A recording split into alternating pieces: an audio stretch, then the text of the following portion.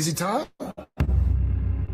It is time for us to do what we have been doing, and that time is every day. We'll know in a very short period of time, but it looks like it could be something that will be not good. Believe me, not good.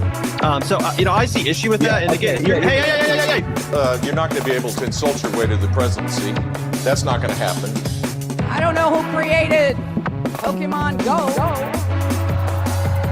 but I'm trying to figure out how we get them to have Pokemon go to the polls. I'm Ted Cruz, and my pronoun is kiss my ass. So when you think about it, there is great significance to the passage of time in terms of what we need to do to lay these wires, what we need to do to create these jobs.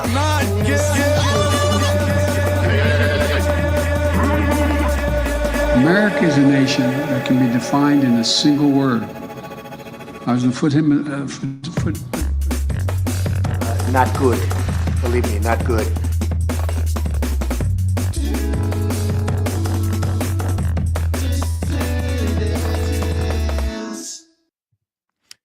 Hello, dissidents. Welcome, one and all, to a Thursday noontime edition of the Do Dissidents podcast. Keaton Weiss here with Russell Dobular, of course. Hello. What's going on? My monitor seems low. That's all right. I think I'm coming through good. You sound good. I think I sound okay. Check in the chat. Let us know if you have any complaints. The chat is always quick to let us know of any grievances they have. So. Yes, they are. They're not shy about that, are they? Make those known if you find it necessary. All right, folks, we're going to jump right in today. Russ joins us from Seattle, where he is set to attend and speak at the Workers' Strike Back Conference. We are, of course, happy to welcome a longtime friend of the show, repeat guest. I lost count of how many times we've had her on the show. It's always a pleasure. She's and basically in this case, our Steve Martin. Yeah, right. Exactly. Yeah. And in this case, there's some urgency because the Workers' Strike Back Conference is in 2 days from now. So please welcome Kshama Sawant. Kshama, good to see you again. Great to see you both as well. And Russell, welcome to green and gray Seattle. Yeah. Actually, it's funny today. It's sunny today. I don't know if you've looked outside. No, well, I looked at the weather and I was hoping it would be accurate. I scheduled all the waterfront stuff for today. So I'm going to go down. I'm going to do the wheel. I'm going to do the Acres of Clams place, the Ivar place over there, the Olympic Park, all that stuff. They've actually redone that whole space to make a massive publicly accessible waterfront. And actually, that was a fight a few years ago when I was on the city council. And I'm going to Bainbridge Island. Would you say that's worth it? Yes, definitely. It's very nice. Okay. Excellent. Well, it's a sunny day. That's rare this time of year in Seattle. I know it rains like crazy. Yeah, being here, I'm like, wow, it's like this for months. Like, I like this kind of weather, but that would get to me. That would get to anybody, right? Well, I don't know. It doesn't get to me. I like it. And actually, there are a lot of people who secretly like it, but then they feel like they have to talk about the need for sunny days. The truth, though, is that summers in Seattle are very sunny. So how long is it like this? How long is it just gray and misty and rainy? I mean, on a consistent basis, it is, I would say, like November, December, January. It's very cold, rainy and everything, but then it starts to shift, and spring is very beautiful. Autumn is also very beautiful, but I mean, I don't know. New England people think that autumn is the best over there, so I think it's every place feels that way. Interesting. Okay. Yeah, I never even thought of that. I know it's a big summer city too, Seattle. That's what I'm. Being from India, though, it must be a very big adjustment. This kind of climate, no? Not so much in the sense that it gets so hot there sometimes that I don't really miss that part. And also the monsoon season is a big feature of growing up in India. Right. Yeah, that's right. A lot of rain. Yeah, didn't think of that, but that's true. All right, well, let's jump right in here. We're, of course, going to talk a lot about Workers' Strike Back, the upcoming conference this weekend. I think this is an interesting piece of information that is indicative of the opportunity that lies ahead for a sort of post-duopoly left movement, Democrats in Congress lack trust from their own voters. Yes, according to brand new polling. So a new poll from Survey USA shows a majority of Democrats don't trust those in Congress to stand up to Trump. The poll surveyed 1,705 registered voters from February 13th to February 16th. Only 22% of Democrats said Democrats in Congress are standing up to Trump the right amount. The majority, 60%, say Democrats aren't doing enough to stand up to Trump, while only 10% said Democrats are standing up to Trump too much. Those are John Fetterman's voters, I guess. An additional 8% were unsure whether Democrats in Congress are standing up to Trump enough. Now, more importantly, and even more relevant, I think, to this conversation, a Quinnipiac poll also gave red flags for Democrats in Congress.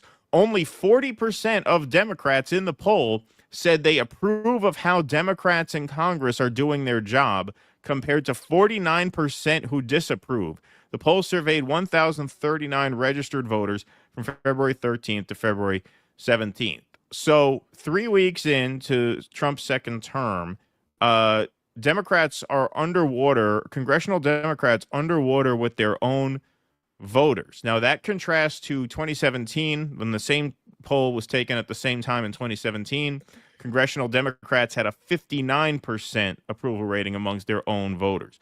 So you've seen an almost 30-point swing against Democrats from their own voters. And this is what I think many of us in the sort of post-duopoly left space saw as the silver lining of Trump's second term, is that the Democrats' credibility has completely cratered. I mean, nationwide, they're in the 20s in terms of like favorability of congressional Democrats. But even amongst their own base, they are now underwater. And so, Kshama, does this bottoming out of the Democratic Party create an opportunity for left organizations like Workers Strike Back? And could the timing of this conference be any better? I know it's the timing couldn't really be better. In fact, I'm glad you brought up a softball question. I'm going to get shit for that. That was a softball question as you could ever ask. But I'll take. That's fine. I think it was good anyway. I stand by it anyway. Well, so suck it. Yeah, I mean, we should have debate on the left, but we should also have a collective strategy as well. So it's okay to agree, I think. Batting practice. Yeah. But yeah, I'm glad you mentioned that poll, because I was going to bring that up myself. And as you said correctly, Keaton, that the overall poll, if you look at this, 21% approve and 68% of American registered voters disapprove. And of course, the most telling feature of this is how Democratic Party habitual voters, that's how the poll was done, how they feel about the Democratic Party. And obviously, almost a majority of Democratic Party habitual voters saying that they don't approve of the Democrats. I mean, that is, I don't know what else would be the case if you want to describe their Democratic Party's credibility being in the toilet. That is where they are. And you can see why they're going even more in that direction when you have Donald Trump's administration attacking federal government employees. He's already fired 14,000 workers. He's saying that he's going to really just run amok on federal employees in general. I mean, really ominous promises. And what do you have the House leader of the Democrats, Hakeem Jeffries, doing? He flies all the way to Silicon Valley and says to the tech billionaires, I want to mend fences with you. He's not, the Democrats are not saying, we fucked up. We are sorry, we did not represent even the modicum of working class needs here, and we are paying the price, and we want to mend fences with tens of millions of American working people. We're going to call mass rallies throughout the country against the firings of federal employees. We are urging labor leaders to join, who supported Kamala Harris, to join us and call for work stoppages across the nation. Let's bring this economy to a halt, and let's fight Trump in the way that Trump needs to be fought back on. But you don't have that situation. So, and I want to talk more about the failures of the labor leadership as well. But to your question, I mean, there couldn't have been a better time. But I should say that it's not automatic. it's not going to be automatic. The fight, yes, the credibility of the Democratic Party is as low as it has ever been.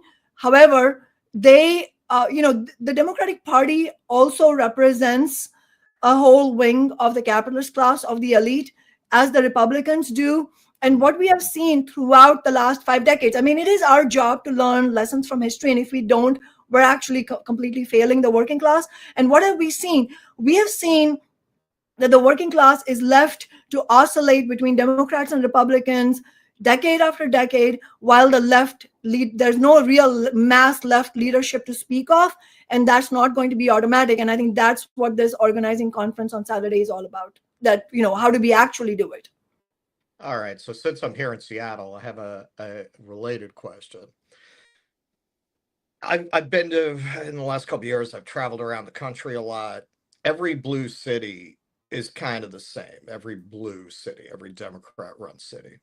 They tend to have a very almost dystopian science fiction kind of an aesthetic quality and glaring inequality. So you have all the Democrat-run cities have very tastefully staged clothing shops, very put together cafes with the very artfully distressed furniture with the rainbow flag. They all have that. And right next to them, you'll have homeless people living in tents, right outside Nordstrom. And here, because it's constantly raining, you have these soaking wet homeless people next to these very twee, very put together kind of shops. How do you convince people that the left, which the Democrats have posed as, and most people think represent the left, how do you convince them the left actually stand for working people when every Democrat-run city has actually worse income inequality than you see in red states? And red states, statistically, that's true. You have even worse income inequality in blue states. How do you convince them the left is for workers? Because I think that's a big part of why Trump has been able to plausibly present himself as a paragon of the working man. I think I would just first of all say that it's increasingly less credible that the Democratic Party is anything to do with the left. I think last year's election was also very crucial in exposing Democrats. The genocide, the fact that the Biden-Harris administration was the presiding agency of the genocide of the Palestinians in Gaza, I think that was a huge eye-opener for working people as well. The crushing of the railroad workers strike was also, in fact, I would say, I'm a political activist, so I'm, steeped in politics, but I was stunned, and I have remained quite astounded in a pleasant way by quite how much impact that the selling out of the railroad workers had overall in the working class nationally. So I would say that it's less and less easy for the Democrats to pose as any kind of, left. And in reality, I think, not to interrupt you, but I think people don't realize that. Like, when I look at our comment sections constantly, even though we could not be more glaring about our contempt for the Democratic Party, constantly, if we criticize Trump. Yeah, well, you guys with Kamala Harris and a word salad, like they always just assume that. Like, yeah, and sorry to add, I'll add just very, very quickly. I've seen, Kshama, even you get caught up in that in the minds of a lot of people. People say, this woman, meaning you, ruined Seattle. I'm like, Kshama Sawant doesn't run Seattle. Democrats run Seattle. Amazon runs Seattle. You've put wins on the board for working people, which is great. But I think there is that conflation, a mistaken conflation in voters' minds, is the kind that Russ is talking about. Like, we get that. They don't get that. No, of course. I mean, we know the working class and working class consciousness is not some sort of simplistic monolith. So, of course, there are massive confusions. Then there's also real polarization that has happened within the working class. In fact, even in the labor movement, one of the reasons the labor leadership finds itself completely flummoxed right now in establishing any kind of fight against Trump is that the union movement, the union rank and file was itself almost half divided between voting for Trump, and then the other half, either voting for Harris or voting for Jill Stein or not voting at all because they're angry at both parties and all of that. And so, yes, that is that there is massive confusion about that. And of course, on the one hand, there are people who still have illusions that maybe somehow Bernie Sanders will do something, or the Democratic Party will suddenly realize they are on the side of workers, although it's our job to point out that's not going to happen. The Democratic Party represents the elite. It represents the billionaire class, and it's anti-worker. But then the section of the working class that you're talking about, and many of the people who are watching Due Dissidents, I think they are working people who have illusions in the other end, and they haven't seen, their eyes haven't opened yet about the real nature of the Trump presidency and Trump himself, and that he is no less pro-billionaire than the Democrats were. And in fact, what you have right now is this really abysmal situation where, as I mentioned, the Democrat leader goes to the tech billionaires and says, I want to mend fences with you. But then Trump and the Trump administration itself is surrounded by those very same tech billionaires. And so for working people who are watching this and have a knee-jerk reaction against me and whatever they think as the left, well, here's a fact for you. Trump has fired 14,000 federal government employees. These are working class people. These are people who help the Veterans Administration, who help homeless people, who help run all kinds of programs that are necessary for the most vulnerable people in all the cities across the United States, whether they're Republican or Democrat dominated. And he is threatening to lay off many, many more. And keep in mind, it's millions of working people's jobs on the line. But who is not on the line as far as the federal government is concerned? Elon Musk. He's one of the tech billionaires that both the Democrats are trying to woo and Trump has cozied himself with. He's the richest man in the world. There is a statistic which I haven't verified, but the Democrats in Congress are using it, that Elon Musk's SpaceX and Tesla and other companies that have contracts with the military, with the government, they make him $8 million a day. So no, Trump is not your friend. If you are watching this and you are a working person, you're free to hate me. I don't care about that. But know that Trump is not on your side.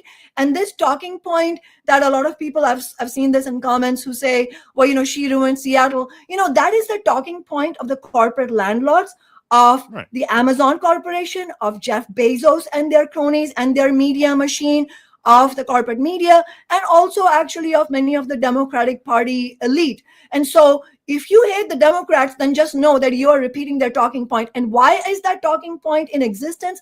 It's because my office and my fellow socialists alongside rank and file workers, we had the temerity to go to battle against the Democratic establishment in this city, against Jeff Bezos, against the corporate landlords, and we managed to win. What they hate the most is that we actually won historic victories for working people. So when they say she ruined Seattle, they are talking about the profits that they lost as landlords and as the Amazon Corporation, as all corporations. We won $15 an hour here, which was the first major city victory for 15.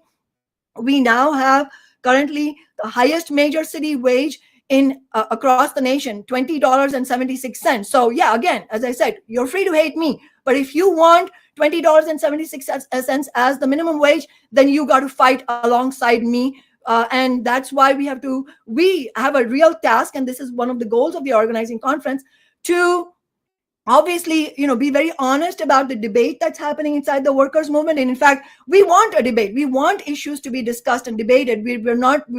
I don't think it helps build workers' movements to try and push aside forcibly debates. But while we are debating, let's also look at the whole amount of stuff that we agree on. Look at the polls on Medicare for all.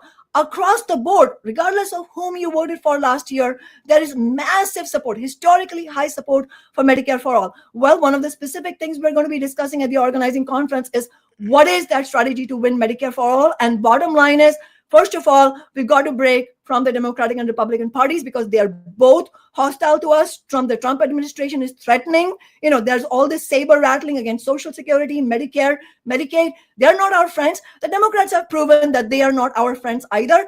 And Bernie Sanders, coming out now, when the Democrats have lost the White House and both houses of Congress, saying we have to fight the oligarchs. That's bullshit. Where was he when Biden was in the White House and the Democrats had both houses of Congress majority? They failed to fight for working people. And so if we want to win Medicare for all, first of all, we need to build an independent working class movement. Yeah, no, absolutely. I agree with that. And I think, in terms of the working class people who are getting fired from the government, I think that people are in such a rage at the government, at the bureaucracy, that they don't care. They're just swept up in the schadenfreude of it all. And that's what these conferences are about. It's the schmuck at the VA is the deep state. Exactly. They're the deep state. Right. It's about, and what these conferences provide an opportunity to is to actually focus that rage where it belongs, not onto other workers, just when they happen to be government workers. And we've covered on the show community health centers having to either cut staff, close their online portals, or shut down entirely. No, it's a huge problem. But I want to do this because you mentioned this, and I think you alluded to this, and this is a great segue into this. So Trump's labor secretary had her confirmation hearing, and there was a lot of news about the fact that she was pro-labor and pro-union, and even we thought, wow, that's kind of a strange pick for a Republican president. But here she is at her confirmation yesterday. Trump's nominee for labor secretary walks back support for PRO Act, embraces Republican right to work laws. Lori Chavez DeRemer, the pro-union Republican tapped by President Donald Trump for labor secretary, testified before the Senate Committee on Health, Education, Labor, and Pensions on Wednesday, fielding requests from senators about her support for the Protecting the Right to Organize, or PRO Act. Chavez DeRemer supported the PRO Act as a representative for Oregon's 5th Congressional District. She told senators on Wednesday she no longer supports the aspect of the PRO Act that would have overturned Republican-backed right-to-work laws, which could earn her the favor of some Republican senators who were reluctant to confirm her nomination. The PRO Act would effectively kill state-level laws that prevent employers and unions from requiring workers to pay union dues as a condition of their employment. Republicans, including Senator Rand Paul from Kentucky, opposed the PRO Act for overturning right-to-work laws. Paul said he would not support her if she continued to support the PRO Act.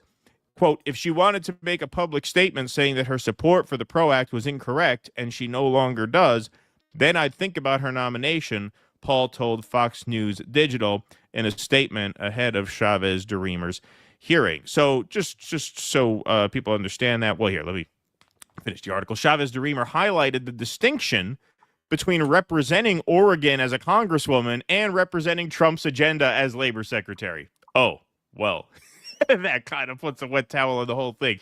I signed on to the PRO Act because I was representing Oregon's 5th District, but I also signed on to the PRO Act because I wanted to be at the table and have those conversations. I fully, fairly support states who want to protect their right to work, Chavez DeRemer said. So just to explain that a little bit in case there's any confusion, for example, when I worked for UPS as a seasonal employee, I had to pay union dues even though I wasn't in the union. Now, technically, UPS could not fire me should I choose not to join the union. They would have to keep me on, but I'd still have to pay union dues, which is why literally everybody who joins UPS, who works for UPS, joins the union. That's the whole point of it now. UPS is known as having pretty good union benefits. And so by forcing every employee to pay those union dues as a price of working there, because it's a union shop, they are able to obviously incentivize joining the union, which on a whole is, of course, beneficial to workers across the board in terms of wages, in terms of benefits, savings accounts, all the rest of it. But you know who this was not a deal breaker for? Sean O'Brien of the Teamsters says we need a Secretary of Labor that's pro-labor and will work hard on behalf of American workers. That's why the Teamsters Union is supporting Lori Chavez DeRemer to be confirmed as the next U.S. Labor Secretary. So here he is on Fox News voicing his support. I had on my bingo card in this election that the Teamsters would not endorse the Democratic nominee for president and then back the labor secretary for a Republican president. How did you come to that? Well, we came to it. Obviously, we didn't pick any candidate in the presidential election because our members spoke, and they spoke loud. We were divided. 65% of our members were not for the Harris Waltz ticket. And when we obviously started this process after the election, we needed a Secretary of Labor that was pro-labor. We didn't care if it was a Democrat, Republican, Independent. We want someone that's going to work hard on behalf of the American workers, and Laurie Chavez-DeRemer is the best choice, and hopefully will be confirmed. It shouldn't be a controversial confirmment either. Well, we'll see, because maybe there's a little bit of Republican resistance to her nomination. She was a congresswoman from Oregon. She's got a pedigree that unions, I think, would probably appreciate. She's the daughter of a Teamsters member. She co-sponsored the Protecting the Right to Organize Act, supported UPS workers' right to strike, supported raising working standards, and fought to keep jobs from going overseas. But the one thing that at least Senator Rand Paul was hung up on was the clause in the Protecting the Right to Organize Act that would potentially see right to work in states be overturned. So he questioned her on that. Listen to this. I fully, fairly, and support states who want to protect their right to work. I have said that to every senator that I have visited. So you with. no longer support the aspect of the PRO Act that would have overturned state right to work laws? Yeah, there were so many parts. That's a yes? Yes. So what do you think about that? Well, I think it's a couple things. That's been Senator Paul's agenda. Every chance he gets, he wants to introduce national right to work, which we do not support at all. We don't support right to work at all. We understand it's in the majority of the states out there. But that PRO Act, as it was never voted on. She supported it and she co-signed it. Never voted on. But there is an opportunity to work bipartisan. I'm working with senators like Josh Hawley to come up with a form of the PRO Act that may not include that. There's been a lot of talk that if there is an issue with right to work, it should be done on a state level, not on a national level. And look, that's the beauty of having conversations with people from the other side, where you can collaborate and actually find out what works for that state, what doesn't work for it, but more importantly, what's going to work for the American worker. Okay, so Kshama, you're more an expert than me. Isn't the whole point of the PRO Act to nationalize protection of union shops so that they are not diluted by non-union workers? Like, the whole point of a union shop is it's a union shop. Everybody pays it. Everybody gets way better wages, benefits, savings, everything. And he's saying, well, maybe we can come up with a version of this that delegates to the states. That seems completely pointless to me. And this seems like a complete betrayal of his rank and file. Oh, absolutely. And I could not have summed it up better, Keaton. The point of the union shop is the union shop. It's union. Right. That's the point. That's the whole point. And that's the whole point. And the reason is simple, because just the absolute entirety of the history of capitalism globally shows that having a union for workers, having a union is just a very meager starting point of protections of your very, very basic rights. Anything that workers have today, which they take for granted, even if you voted for Trump, and if you actually value the protections you have in your workplace, well, just know that came because of labor fight back. In fact, it came from 150 years ago, more than that, when actually the labor leadership and the fighters at that time faced down all kinds of, actually even physical attacks. They had the National Guard pulled on them. They faced maiming and killing, and that's what it took to win the basic protections that workers have. Not to mention all the other protections that workers have won, including Social Security, the New Deal. It wasn't FDR that granted it. It was because there were general strikes happening, and there was an actual threat of workers drawing revolutionary conclusions. And that's when FDR told the capitalist class, well, I'm the guy, between you and the pitchforks. I'm the best friend that capitalism has. And so we better give the New Deal, because otherwise we will have worse problems on our hands. So that's the history of the labor movement. And so for Sean O'Brien to present this as if, oh yeah, we'll find a way to work and find some kind of compromise, some clever deal that will give workers protections and also make Paul Ryan and all these other monstrous Republicans happy. I mean, that is a complete mythology that he is selling. I mean, Sean O'Brien has become nothing better than a snake oil salesman, unfortunately, at this point. And What we have, though, is a tragic situation where, on the one hand, you have Sean O'Brien quite openly at this point shilling for Donald Trump. And then you have Sean O'Brien, who cheerleaded Kamala Harris's campaign last year. Remember, he famously opened out his shirt, and then he had a T-shirt that said scab, meaning Trump is a scab. And then what did he do this year? He wrote an op-ed in the Washington Post saying, I'm ready to work with Trump. And then basically the tone of, the sort of message of his op-ed is pointing away from international working class solidarity, saying, well, I care about American workers, but also selling a lie. He's talking about how tariffs are going to be great and so on. But actually, all the economic evidence shows that it's actually not going to be good for workers or working people as consumers in the United States. So it's actually all different types of deals that will benefit different sections of the ruling class, of the capitalist class. That's what you have. So in other words, you have a situation in the labor leadership where you have people openly cheerleading Trump, and then others effectively doing so. And after having cheerleaded another wing of the political representatives of the ruling class, namely the Democratic Party. That's where the problem, Sean Fain, I meant, Sean Fain, the leaders of the auto workers. Sorry, that's both Sean's. Sometimes I misspeak, right. But we have Sean Fain and Sean O'Brien. But it's not just about them. Obviously, they're just the most prominent leaders in the labor movement, but this is my indictment is, of course, of most of the labor leadership. You have Liz Schuller, the leader of the AFL-CIO, who's mostly missing in action. I mean, when do you ever hear her saying anything, even issuing bold statements? Most people don't even know her name. Most working people don't even know her name.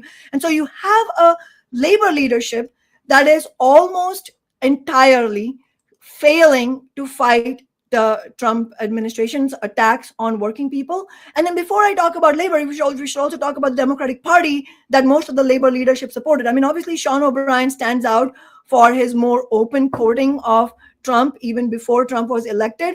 But in reality, the vast majority of the labor leadership is tied and has been tied to the Democratic Party. And you mentioned the PRO Act, and that's very important because, and it came up with the labor secretary's nomination question, is that the Democrats never intended to pass the PRO Act. It was all empty rhetoric. They never, Obama never intended to support the Employee Free Choice Act either, which would have given workers the right to join a union without having to navigate all the treacherous situation of union busting campaigns like Amazon is doing right now and Starbucks has been doing, or long drawn out National Labor Relations Board elections, all of which is set up. It's not set. National Labor Relations Board, NLRB elections are not set up for workers. It was a reform, so-called reform, that was put in place to actually keep a check on the labor movement, the militancy of the labor movement. So actually long drawn out elections of that kind actually really detrimental to building unions, winning union elections, because they allow this whole period where the corporations, the bosses, can launch massive union busting campaigns against the workers inside the workplace. And so I'm mentioning that because that's another betrayal of the Democrats towards the labor movement. Obama famously promised to champion EFCA, and he didn't do that. And same with the PRO Act. And the same thing happened with the Janus ruling as well in the Supreme Court, which said that public employees should not be required to pay union fees if they're not union members, which on the face of it sounds like it's pro-worker, but it's actually extremely anti-worker because it's anti-union. And if it's anti-union, it's anti-worker. And so what you have is a whole history of betrayals by the Democratic Party. And so, no, we should not hold our breath that now the Democrats are going to fight against Trump. They should, but they're not going to. I mean, Bernie Sanders could actually say, I'm calling for mass rallies, and I think we should have work stoppages. We should have massive strike actions. They're not going to do any of that because their whole goal is to channel people back into the Democratic Party, not to actually solve the problems people face in through the attacks by Trump against the labor movement. And so ultimately, what is the moral of this story here?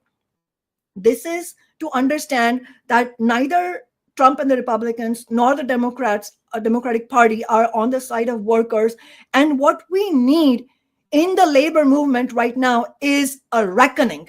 We need a historic reckoning in the labor movement to take down the business unionist leadership and to restore the militant, radical, rank and file organizing on which the actual labor movement was built and on the basis of which any victory was ever won. That's what we need right now. I mean, there has to be historical lessons as well. I mean, Sean O'Brien talking about, he's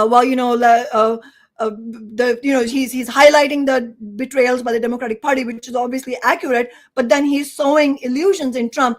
I cannot underscore enough how deeply dangerous this is and how much of a betrayal this will be of working people. And Sean O'Brien should be completely ashamed of what he's doing right now, because look at the history. I mean, and I think I mentioned this on Due Dissidence earlier, and so forgive me for repeating this point, but it bears repeating, which is that the debacle of the Air Traffic Controllers Union, PATCO, that happened at the hands of Reagan, which was the sort of the harbinger of the brutal period of neoliberalism and austerity and the historic attacks on the labor movement internationally in all of the Western world.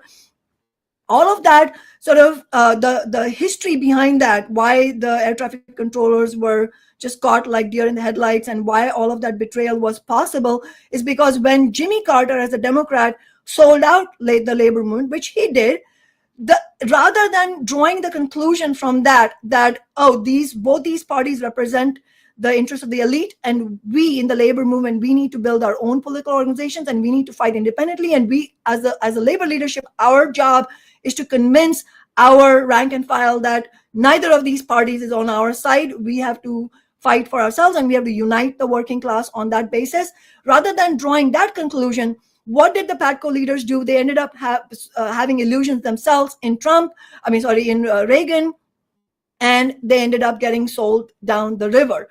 And so that historic lesson, as I said, is important for us to keep in mind, because that's what echoes in my mind when I hear Sean O'Brien saying, well, we should collaborate. No, that is a dangerous word. Collaborating with the political representatives of the capitalist class? No, absolutely not. If there's anything you do as a labor leader, you have to not collaborate. You have to refuse till your dying day to collaborate with the representatives of the ruling class. The moment you start talking about collaborating with them, that's when you have, it's done. It's all over. There's no hope there. We have to have a rank and file led uprising inside the labor movement, which rejects all of these snake oil salesmen. All right. Well, that was certainly a thorough answer. Boom. Yeah. Nothing to add there. Go ahead. Are you done with your segments? Yeah. That's a wrap on that. All right. Well, that's actually a good place to jump off into this. So in the 70s, in the 80s, the new left, just kind of a college-educated, disconnected from labor, obsessed with language, manners, sex, race, identity. They essentially kicked the workers out of the councils and leadership of the left, thinking they had no place else to go. Now we are living with the legacy of that. I think not only the liberal class, a lot of the radical left has a total absence of real workers, and the sensibilities of the new left continue to dominate the rhetoric. If you want to win back workers, wouldn't it be wise to excise all nods to identity politics from your rhetoric, other than making it clear that all are welcome, none will be discriminated against? Is there a need to be involved in divisive and irrelevant culture war debates? I've never seen Chris Smalls, a worker organizing workers, bring up any culture war issues. Is there a need for a workers' movement to even talk about those things? And isn't it counterproductive to do so? I think it depends on what you think of as culture war and how we define identity politics. I define identity politics as, and it's not my personal definition, this is what identity politics is. I mean, identity politics was an idea that was invented by the ruling class and their representatives as a weapon against working class solidarity. Yes. And it was intended, it was intended to divide working people around across various different aspects of life, which are real. Some of us are men, some of us are women, some of us identify as something else. Some of us, like me, are immigrants, people of color, and so on. But so identity politics is not an idea that asserts the existence of these differences. That's not what identity politics is. Those differences exist. We know that. Variations exist in the working class because those variations exist in humanity. Sure. The job of identity politics is to weaponize those differences and make working people think that if your life sucks, if you can't pay your rent, and if you're stuck in a shitty job with a shitty boss, then the person who looks differently than you or has a different type of lifestyle, that person is to blame. And that is the problem. So, in other words, identity politics was specifically developed as a weapon against militant working class movements and labor movements that were coming up at that time, in the 60s, 70s, and even before that. And it was an easy weapon for them to use against white working class people for the most part. And then the whole, in the more recent years, you saw the deplorables and garbage and that type of terminology being used. But again, you saw that as a weapon against working class people uniting in order to fight for themselves together. But I'm trying to make a distinction between that and the fact that as a socialist, my conviction, my scientific analysis of capitalism is very clear that we are not going to be able to fight for a better society, and as I would call it, a socialist society, which is free of exploitation, unless it is also free of oppression. And sort of if you follow the logic back to what we should be doing in movements in the present day, the lesson of history, and I'll talk about a couple of historical points as well in a second, is that actually one part of the duty and the task, our political task, is to fight identity politics tooth and nail. And on the other hand, it's also to fight against oppression, but find a way of uniting working class people against oppression. So it's, so oppression is one thing, identity politics is another. So in other words, when BLM happened, when the street movement happened, after George Floyd was brutally killed, 26 million American working people walked on the streets, marched on the streets against racism, police violence, against economic brutality, against economic exploitation. That kind of unity you don't get unless working class people as a whole are understanding that there is racism in society and it's a scourge on my vision of what society should look like.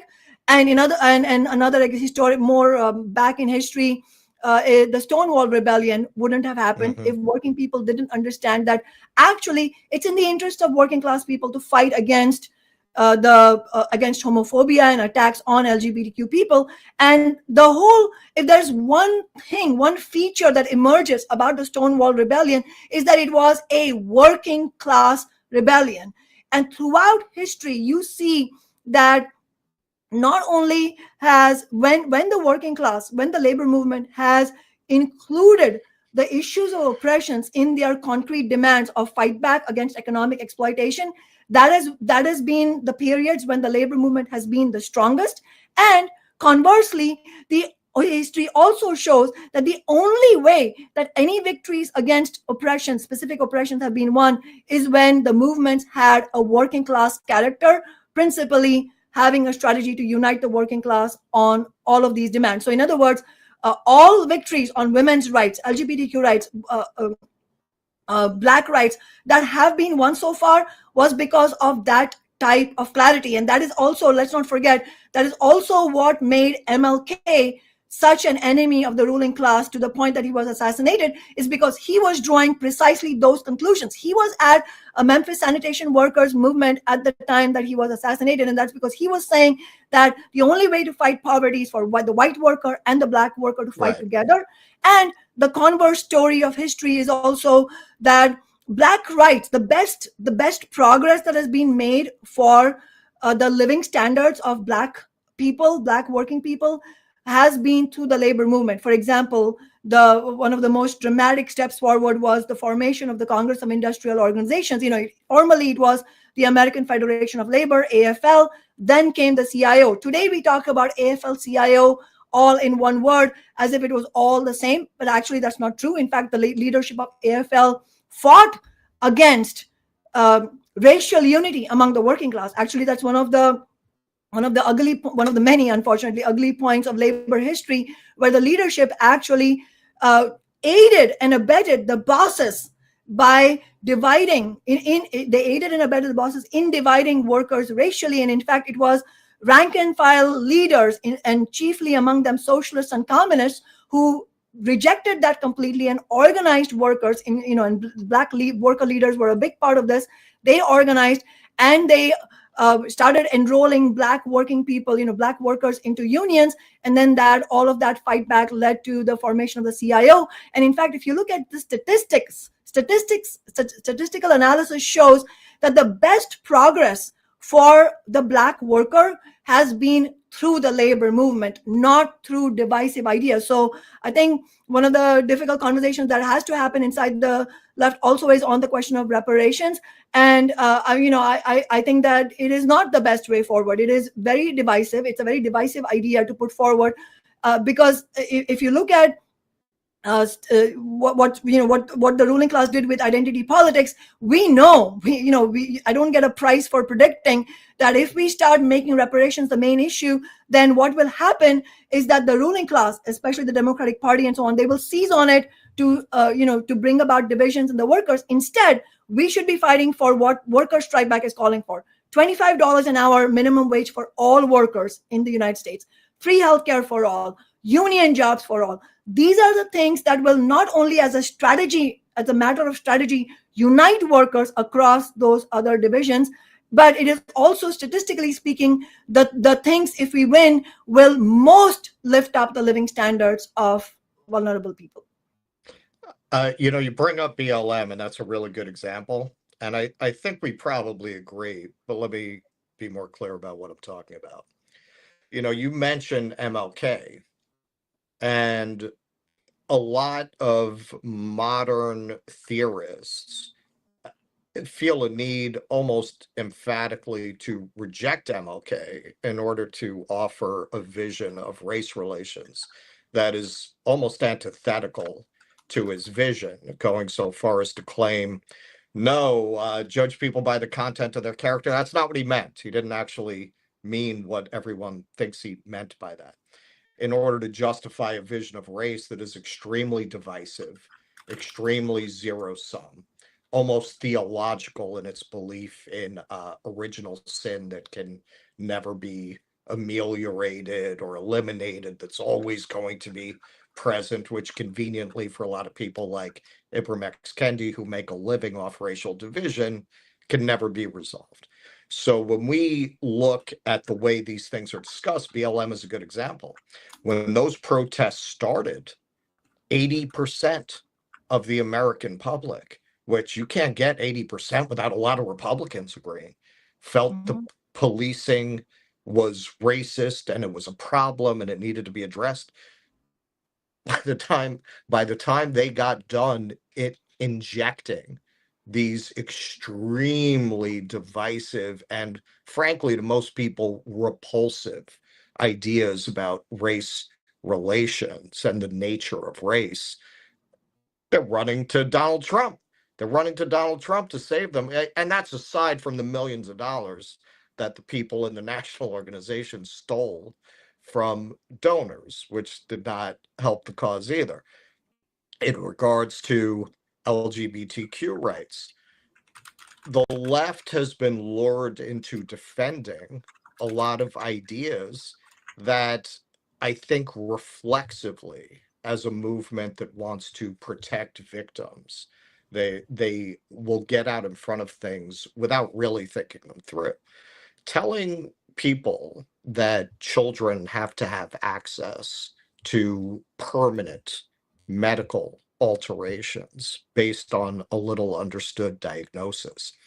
That is a non-starter when you bring that to workers. Defining laws against that in states as an assault on the LGBTQ community, I think if you talking about the way these divisive issues are used to break up the left, you couldn't find a better example.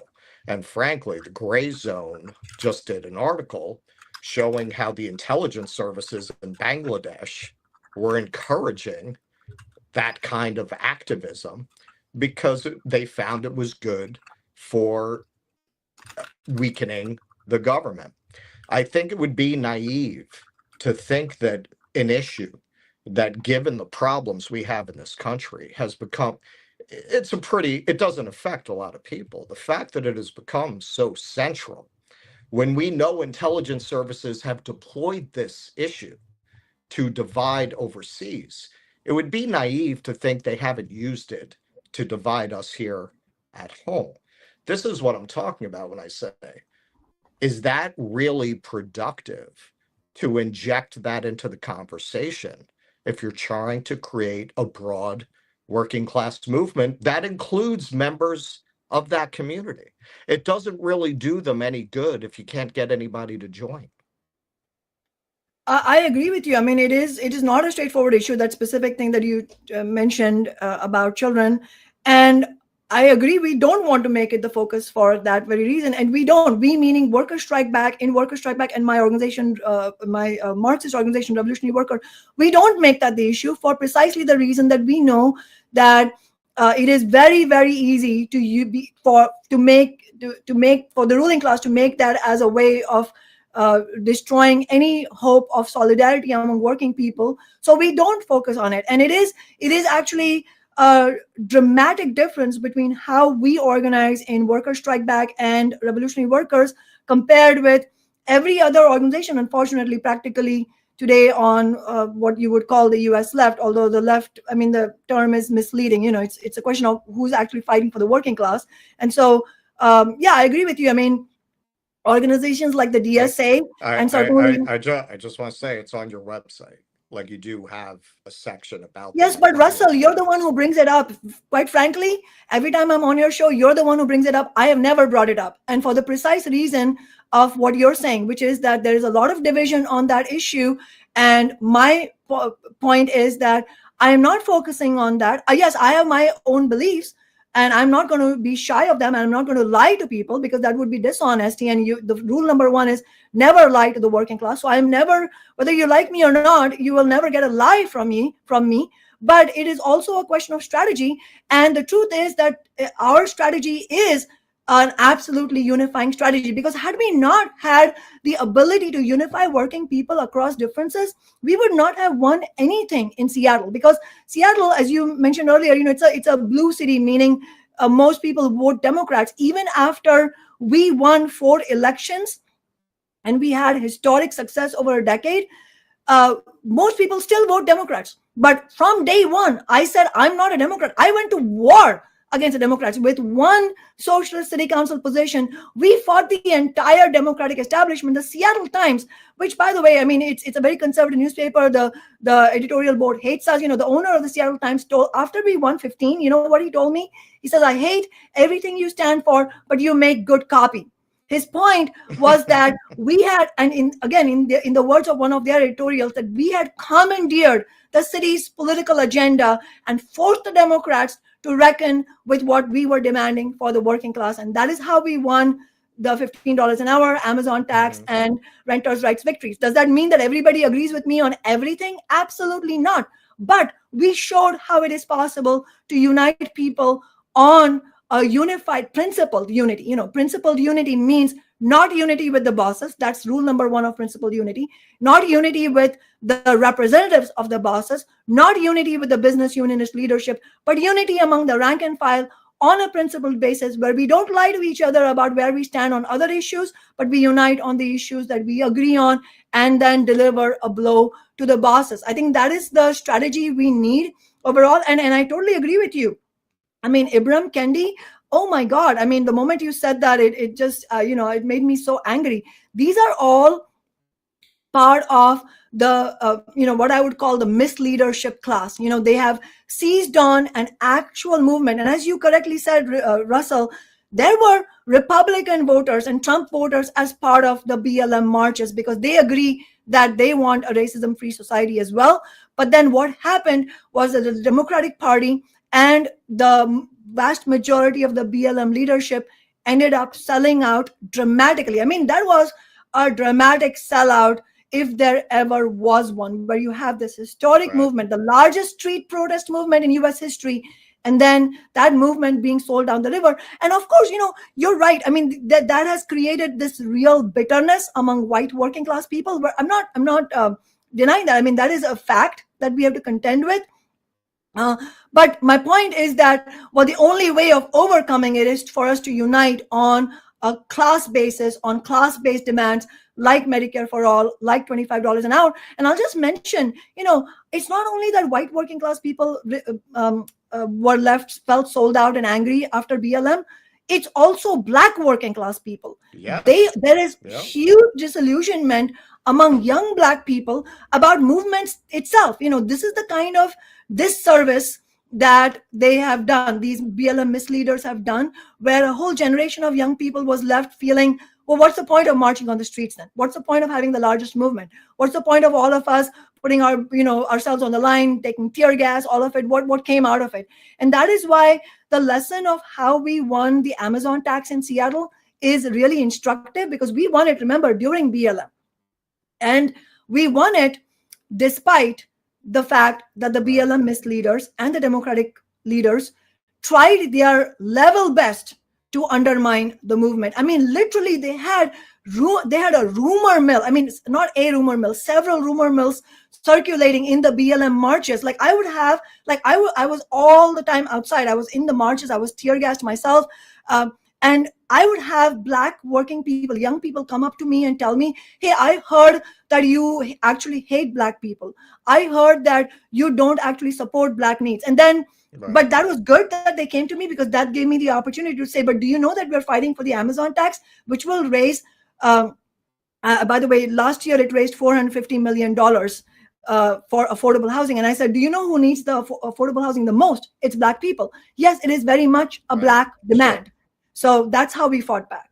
The other thing I would like to add about BLM too, because that summer of 2020 was this really amazing moment. And now people look back on it with not much fondness because of how it turned out and how it was sort of sabotaged from within by grifting leadership, basically, and how it was crushed from the outside. But, I have family members, extended family members who are, very conservative, right-wing Trump people who, when George Floyd was killed, they put the black square in the profile. They attended Black Lives Matter marches. I mean, you had a mass mobilization of people across all ideologies, even people very right-wing that I know to be very right-wing, who saw that as a real eye-opening moment. And the turning point for that movement was when out of it arose a material demand, a socialist demand, defund the police. And that's when the Democrats said, whoa, we can't go there. The media, whoa, we can't go there. It was all rah-rah, George Floyd, Black Lives Matter, everybody's equal. The minute you demand something of the ruling class is when the power centers coalesce to shut it down. And that was the beginning of the end for it, unfortunately. But I think it's important when we remember that, to remember how powerful that moment and organically powerful that originally was. Now people look back at, oh, it was an op, it was this, it was that. No. In those months, something very real happened. And it was crushed by the kind of forces that have to be confronted through organizing. But that moment was very powerful for the reason, Kshama, that I think you mentioned. Because it was a fusion of not identity politics, but anti-oppression and anti-capitalism. Yes, exactly. I mean, there is powerful potential. There's potential to build powerful unity around issues of oppression. So we ourselves shouldn't unwittingly, I'm not saying we're doing this, but I think we also have to remember that we don't unwittingly become the enemies of the potential to build that unity, because there exists, but it's a question of fighting back against the corrosive, deeply corrosive ideas of identity politics. And I think that, you mentioned defund, Keaton. It's really interesting, the story of defund, that firstly is exactly what happened, which is that the political establishment actually was happy to just, pay lip service to BLM. But then once a concrete demand emerged, they hated it. That's true. And then the other level story of defund also is that in reality, it was not the most effective or even the most sought after demand by Black working class people. In fact, because again, it didn't clarify anything. I mean, they some of these misleaders who ended up selling out and literally taking millions of dollars from the Democrats, in return for selling out the movement. They used to go around calling themselves, I'm an abolitionist. Like, what the fuck does that mean? As long as capitalism exists, the police are going to exist, and police exist to, the whole history of the police departments is to repress working class movements, and they can't be eliminated under capitalism. And they brought up the demand, in my view, they brought up the demand, defund the police, because even though, yes, it's true that actually the establishment didn't even want that in the first place, they brought it up because it was even less potent demand that would anger the ruling class. Like, imagine if nationally, the BLM movement had said, instead of defund, they had said, we're going to tax Amazon and other big businesses to fund a massive expansion of affordable housing nationally. Imagine how much that would have angered them. That's what happened in Seattle. I mean, Seattle was a microcosm of this whole story, where defund the police was not favored by the Democrats, and they hated anything concrete coming out of that movement. But what they hated even more virulently was a class-based demand that had the potential to unite working people. And so they went to war against the Amazon tax demand. They went to war against the tax Amazon movement, even to the point where these supposed progressive Democrats who were shedding tears at the BLM press conferences, they actually refused to let me organize my own committee, city council committee, to have a hearing of the legislation. That's how far they went. But we defeated them anyway, because we built a real street movement and a real unity among people, and won 30,000 signatures that really put, that was a real threat. We were going to go to the ballot and we were going to win unless the city council passed it.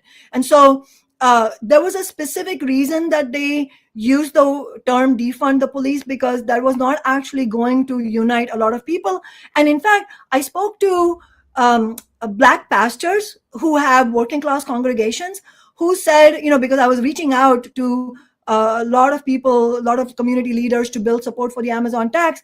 And they said that, look, this whole defund is a non-starter, because a lot of our working class people tell us correctly that we are the worst victims of robberies and house break-ins and carjackings.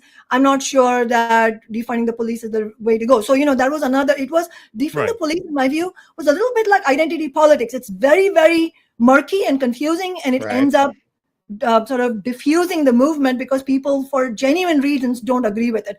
I have to say one thing, which is, right now, yes, we should be pushing back against the Democratic Party style identity politics, and that is not going to go away.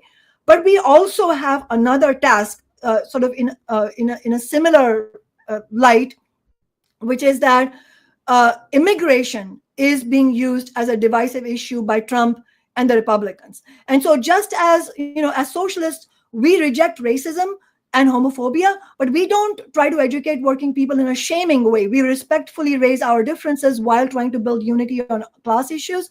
But immigration is something that we have to clarify now, because right now there are major illusions in Trump among white working and also Latino and other Black, actually across racial divisions. Actually, there is a real illusions among the working class that Trump's attacks on immigrants are good for American-born workers. Well, we have to clarify, no, you can have as many immigrants, innocent people being shifted to Guantanamo Bay in a really brutal manner, and it is horrific what's happening, but you can have as many as possible, and it is not going to do one damn thing to improve the living standards of native-born workers. So I think just as we have to fight against identity politics and the Democrats, we have to also fight to gain clarity among the working class on how being anti-immigrant is not the answer for working class, for lifting working class standards in the United States.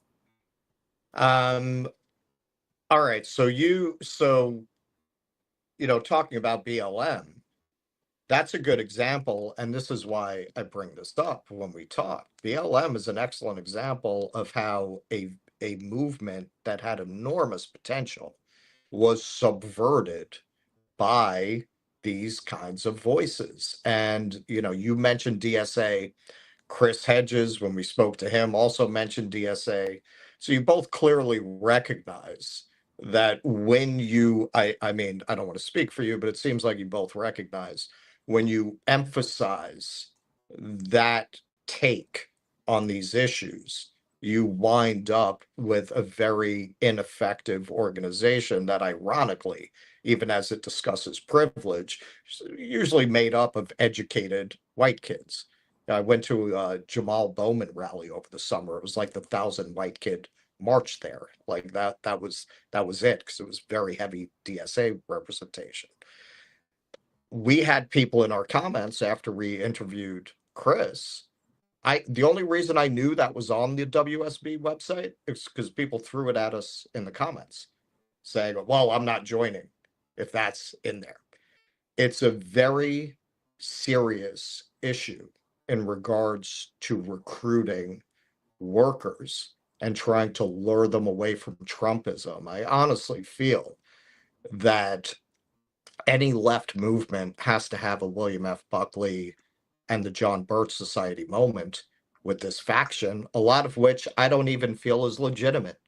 After a lot of the revelations about the tactics of USAID, I think a lot of it is an op. And if you look at the effect of it, it looks like an op. Look what happened to BLM. Are these people all not getting paid? Are they cutouts? Who are they? I think without getting rid of that, it's going to wind up devouring any movement that you try to build. I think that this question, again, I think can be informed by historical events also, just to understand what is the strategy, which way should we go on these issues. Obviously it's a difficult question. It's not something that we think that there's going to be any unity or even clarity, actually, a lot of people on these issues. Our website, just to be clear, says fight back against the brutal anti-trans legislation in many states and against all right-wing attacks on LGBTQ plus people. And yes, we support gender-affirming care. I'm not going to lie about that. But my point is that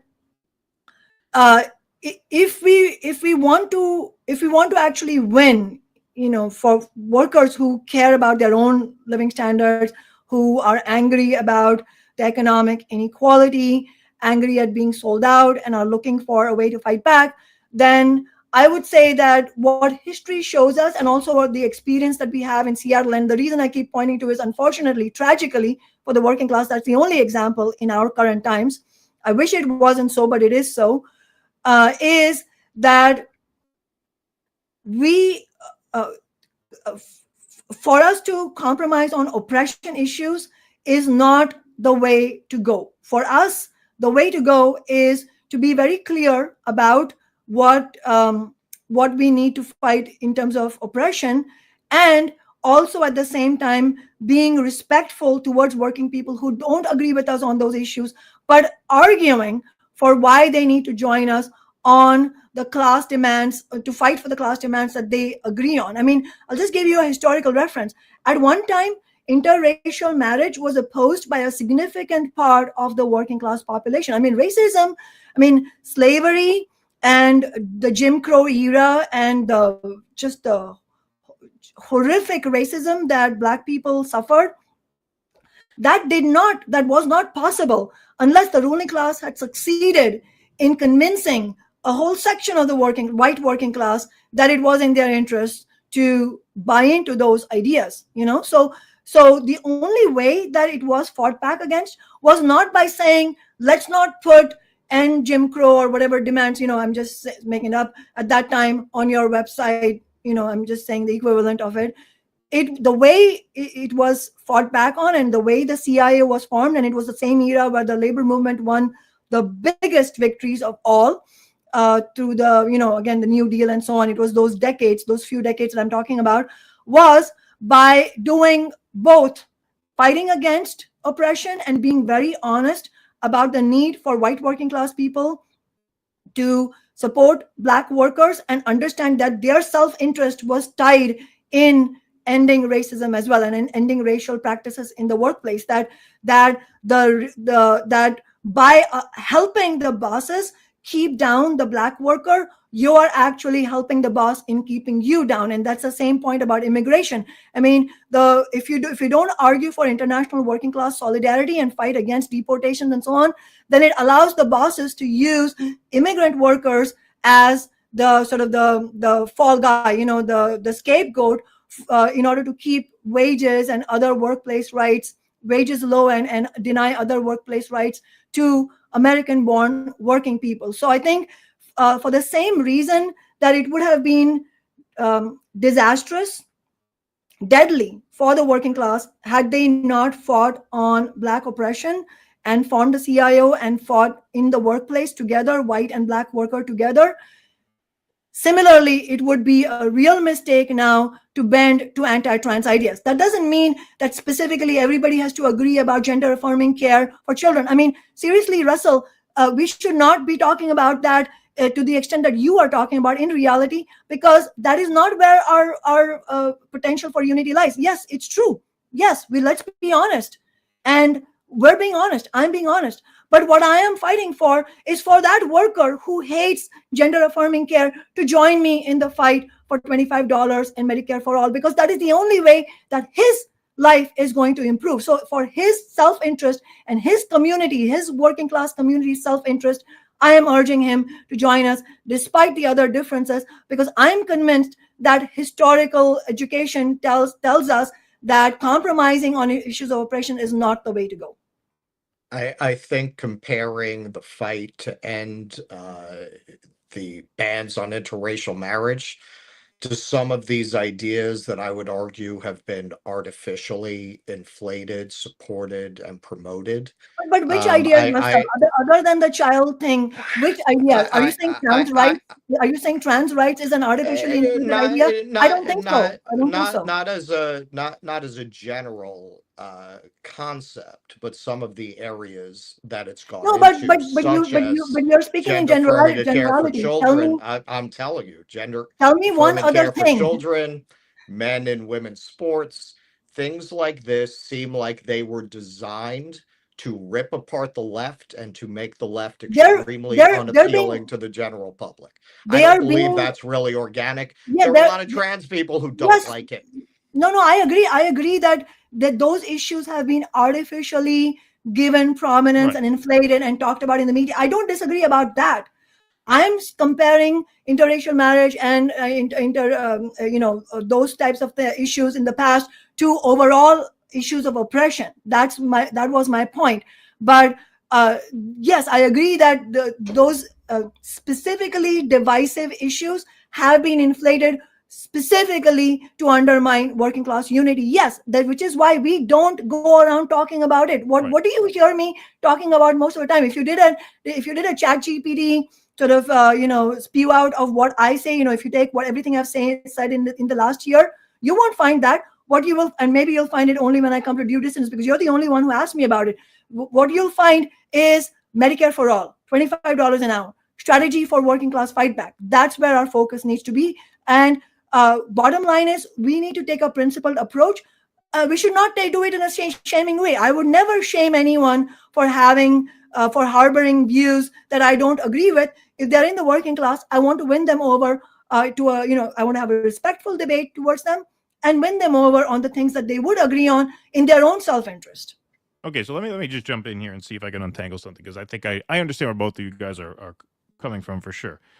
I think a concern is, when Kshama, you talked about, Russ was bringing up specifics or bringing up generalities and not specifics. I think one of the issues where there is a risk for a potentially fatal miscommunication when it comes to outreach is to have, okay, broadly speaking, we oppose right-wing attacks on trans rights. I oppose right-wing attacks on trans rights. Russell opposes right-wing attacks on trans. We all do that, right?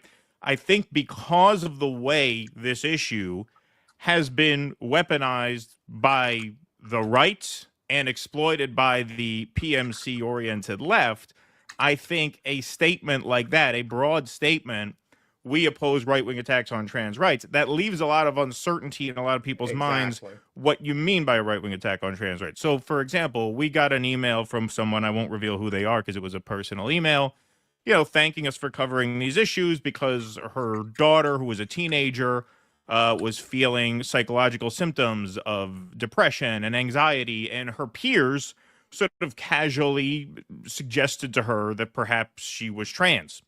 And so she went to a therapist, and the therapist very sort of haphazardly affirmed that diagnosis. According to the girl's mother, they affirmed that diagnosis because they felt social pressure not to affirm that diagnosis.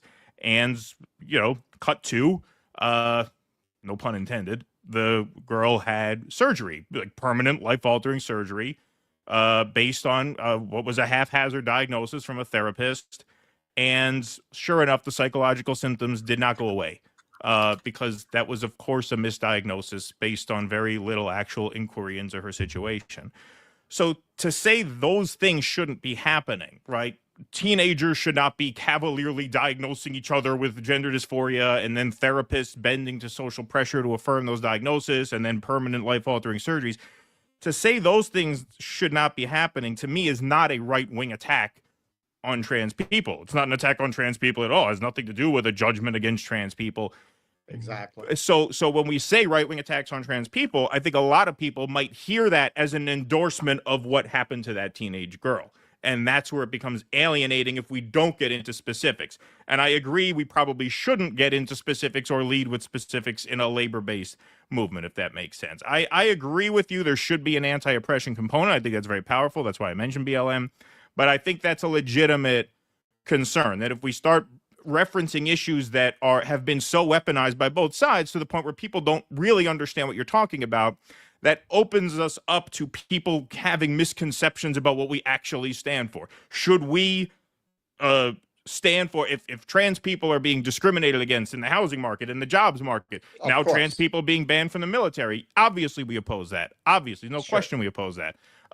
But I think people mistake, I think people conflate different components of this, and they assume we are signing off on the more controversial components of this, like the story I just mentioned, unless we get specific. And is it worth getting specific when we're leading with labor? Probably not. I think that's what Russ is saying. Right. But we aren't getting specific. That's no, sure, but I'm saying we're not getting specific. I think people might mistake it. Right. But I feel like the way you're presenting it, not you specifically, but the whole issue has been presented here in this, is almost like a circular logic, in the sense that we are getting specific, but then you're saying that that could be taken as specific, and then you're saying, well, but then we shouldn't get specific because that's anti-solidarity. But that's the whole point. That's circular. That's why we are not saying exactly every single thing, because we know that there will be disagreements on some hot button issues, and that's a reality. We have to contend with that reality.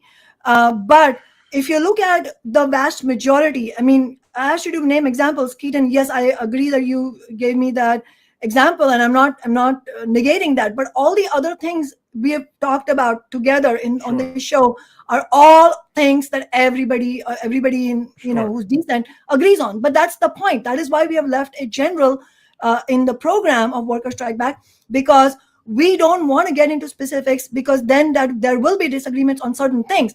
However, if you look at the vast majority of what anti-trans agenda is, especially from right-wing populism and from the Trump agenda, that is not about gender-affirming care for young people. That is about actually trans people having the right to identify as their gender. Trump's attacks, you mentioned all of them. I'm not going to repeat them. I haven't even mentioned all of them. There's more. You're not allowed to put your gender identity on a passport anymore. No, they have. Absolutely. You mentioned many of them. Yeah.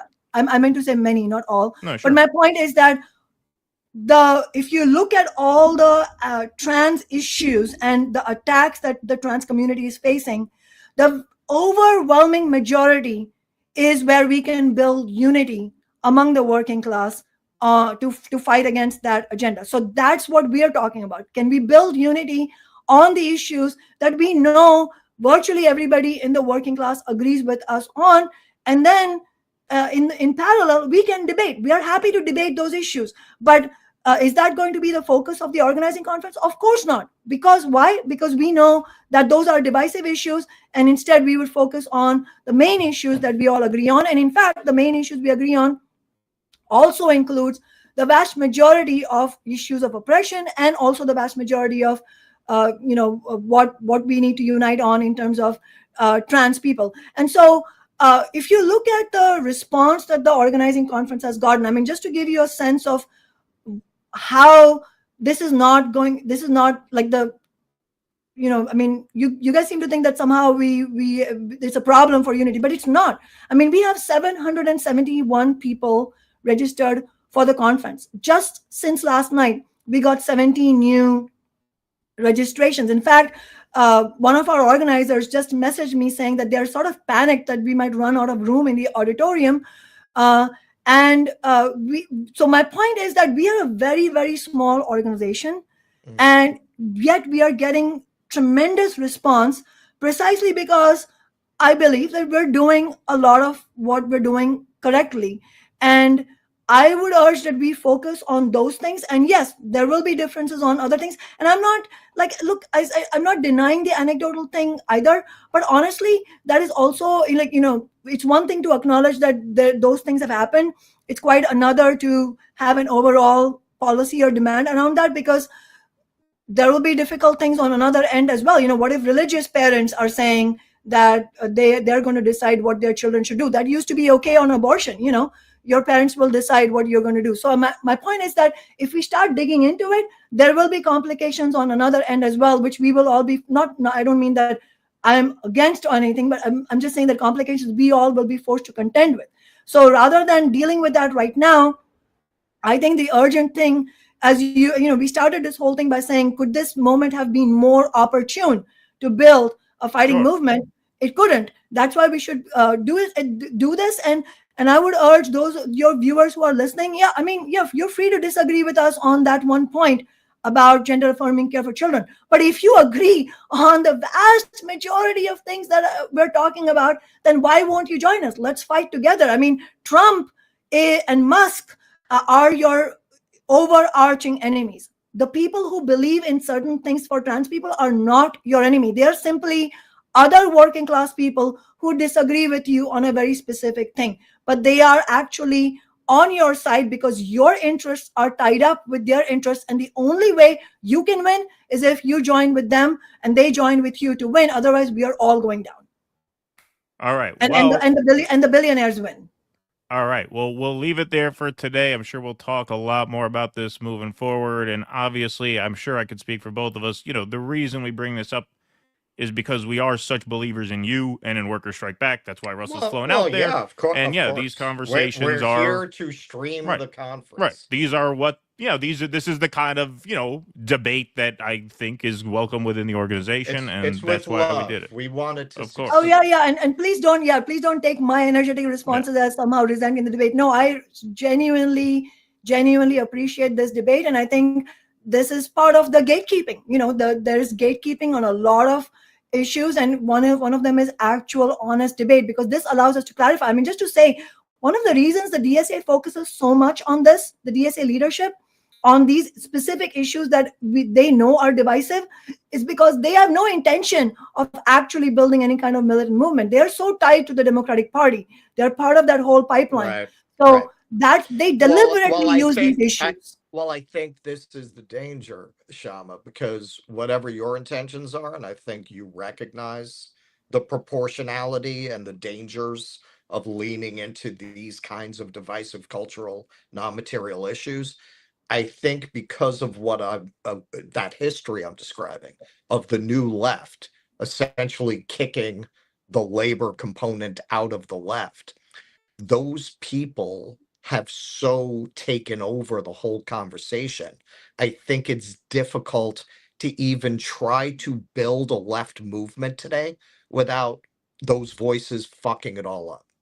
That's agree. my I mean, concern. no, yes, your concern is very valid, and it is, and as I said before, it is not something that happened out of the ether. Identity politics was specifically developed as a weapon against Yes. militant working class movement. It did not happen. It was systematic. It was systematically developed by the elite. I mean, it was part of their media and intellectual and academic machinery that they use. Like it's no different, for example, than the fossil fuel industry funding green institutes on campuses to greenwash their environmentally deadly practices and to present everything in a very benign light that is completely disastrous for the planet. So it's no different than that. It's analogous to that.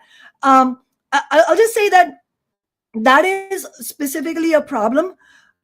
But I would say that it is that what you described as the selling out by the DSA leadership and others and the labor leadership and sort of taking out the labor component entirely. All of that is symptomatic of I would say, the more fundamental problem, which is that class struggle unionism has virtually completely disappeared from any any sort of iota of that in the labor leadership. So I think that is ultimately that is fundamentally the problem, and that is also holds the key to the solution, in the sense that a lot of the people who have different viewpoints on specific issues related to specific communities or oppressed communities, I think, are itching to fight back. And what's missing, and we have to highlight what's missing. What's the biggest feature of what's missing right now? You have Trump going after federal employees, and what's missing is the labor movement, the labor leadership saying, we're going to stop work entirely in the economy. We're going to take all the 2.4 million federal workers on strike. We are urging auto workers, the Teamsters, the UPS workers, the Amazon workers, everybody to go on strike, bring down the profit-making machine to a halt, and force Trump to stop these attacks on workers. That type of thing. So that kind of understanding of what it takes is completely missing. I mean, let's not forget, in 2019, the Trump federal government shutdown was ended because of the threat of a general strike made by Sarah Nelson, who was the president of the flight attendants union, and she still is. But that just merely a threat of that forced Trump to concede. Imagine what would happen if there was an actual strike, nationwide coordinated strike action, just one day nationally coordinated strike action organized by the labor leadership. That's what we're talking about. But it's not going to come from this current labor leadership. And that is why we need, this is hard work. We're starting from rock bottom, and it's not going to be easy, but it can be done. And furthermore, that is the only thing that is going to help us. Well, and honestly, Kshama, I mean, these guys really are fascists. Like, if you really organize these kinds of strikes, you're going to see the kind of things we haven't seen since the Pinkerton days, man. I mean, it's going to be worse, because I would be surprised if they didn't start accusing labor organizers of being terrorists and trying to weaponize the Patriot Act against them. You're going to see skull cracking. You're going to see stuff really you haven't seen in almost a century. We saw how Amazon closed entire warehouses in Quebec, in Canada, because of the threat of unionization. I mean, they are going to go to extreme lengths against the working class. And that is why I think it's worth reiterating that there are debates in the working class, but let's not forget the most important division in society under capitalism is between working people on the one side and the billionaires on the other. And if we don't remember that, then we are doomed. Yes. All right. Well, on that note, we will say goodbye for today, but we will see you Saturday at the conference. We're going to be streaming it here on YouTube and Rumble. Status Quo is going to be streaming it, so that's great. Big channel. They'll get a lot of views there. Generational Change is streaming it. And I'll be having guests on throughout the day, and really looking forward to it. It's very exciting. Kshama, always great to talk to you. We will talk more over the weekend. Always great, likewise. And see you, Russell, in person on Saturday. All righty. Looking forward to it. Thanks, Kshama. Workerstrikeback.org. Hey, if you're in the area and you still want to go, how do they? So what is the capacity of the venue? How many spots you got left? You still got spots? Yes, we have spots. Don't worry about that. All right. we want everyone who wants to come. Hey, look, if you want to come and say, I agree about Medicare for all, but I want to debate on other issues, yes, come. Let's talk. We'll do it. That's what it's all about. Thank you, Kshama, so much. Great to see you as always. We'll see you Saturday. See you. Bye-bye. Thanks, Kshama. All righty, Kshama Sawant, everybody. Thanks so much for joining. Round of applause, please, in the chats. Got plenty more show for you guys today. Michael Castillo is here with $10 on YouTube. Good afternoon, gentlemen. Russell, what are your recommendations for the best New York pizza slice? Also, your favorite cheesesteak joint. I absolutely love the Chris Hedges interview. Well, thank you.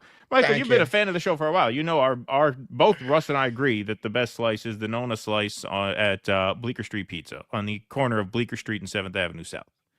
Yes. The Nona slice at Bleecker Street Pizza. Cheesesteak, I mean, go to Philly, man. It's not a cheesesteak town. What are you talking about? Cheesesteak. I mean, we're not known for cheesesteak. I mean, if you want something like that, the New York thing, it would be the chopped cheese at a bodega, right? I mean, that's more that's more a New York thing than a cheesesteak. So yeah, I would say. Oh, you know who's got the cheesesteak joint now though? In Alphabet City is that Bradley Cooper place.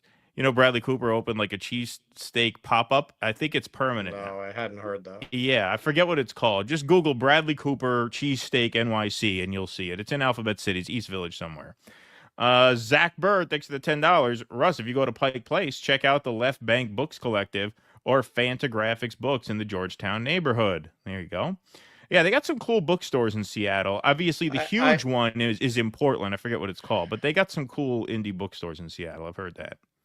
I went to one, the Bay Book Company. It's not far from here. Like it's a very famous one. It was nice. It was nice. I mean, look, this is what I'm saying. Like all of these like left cities, all these liberal cities, they're very tasteful.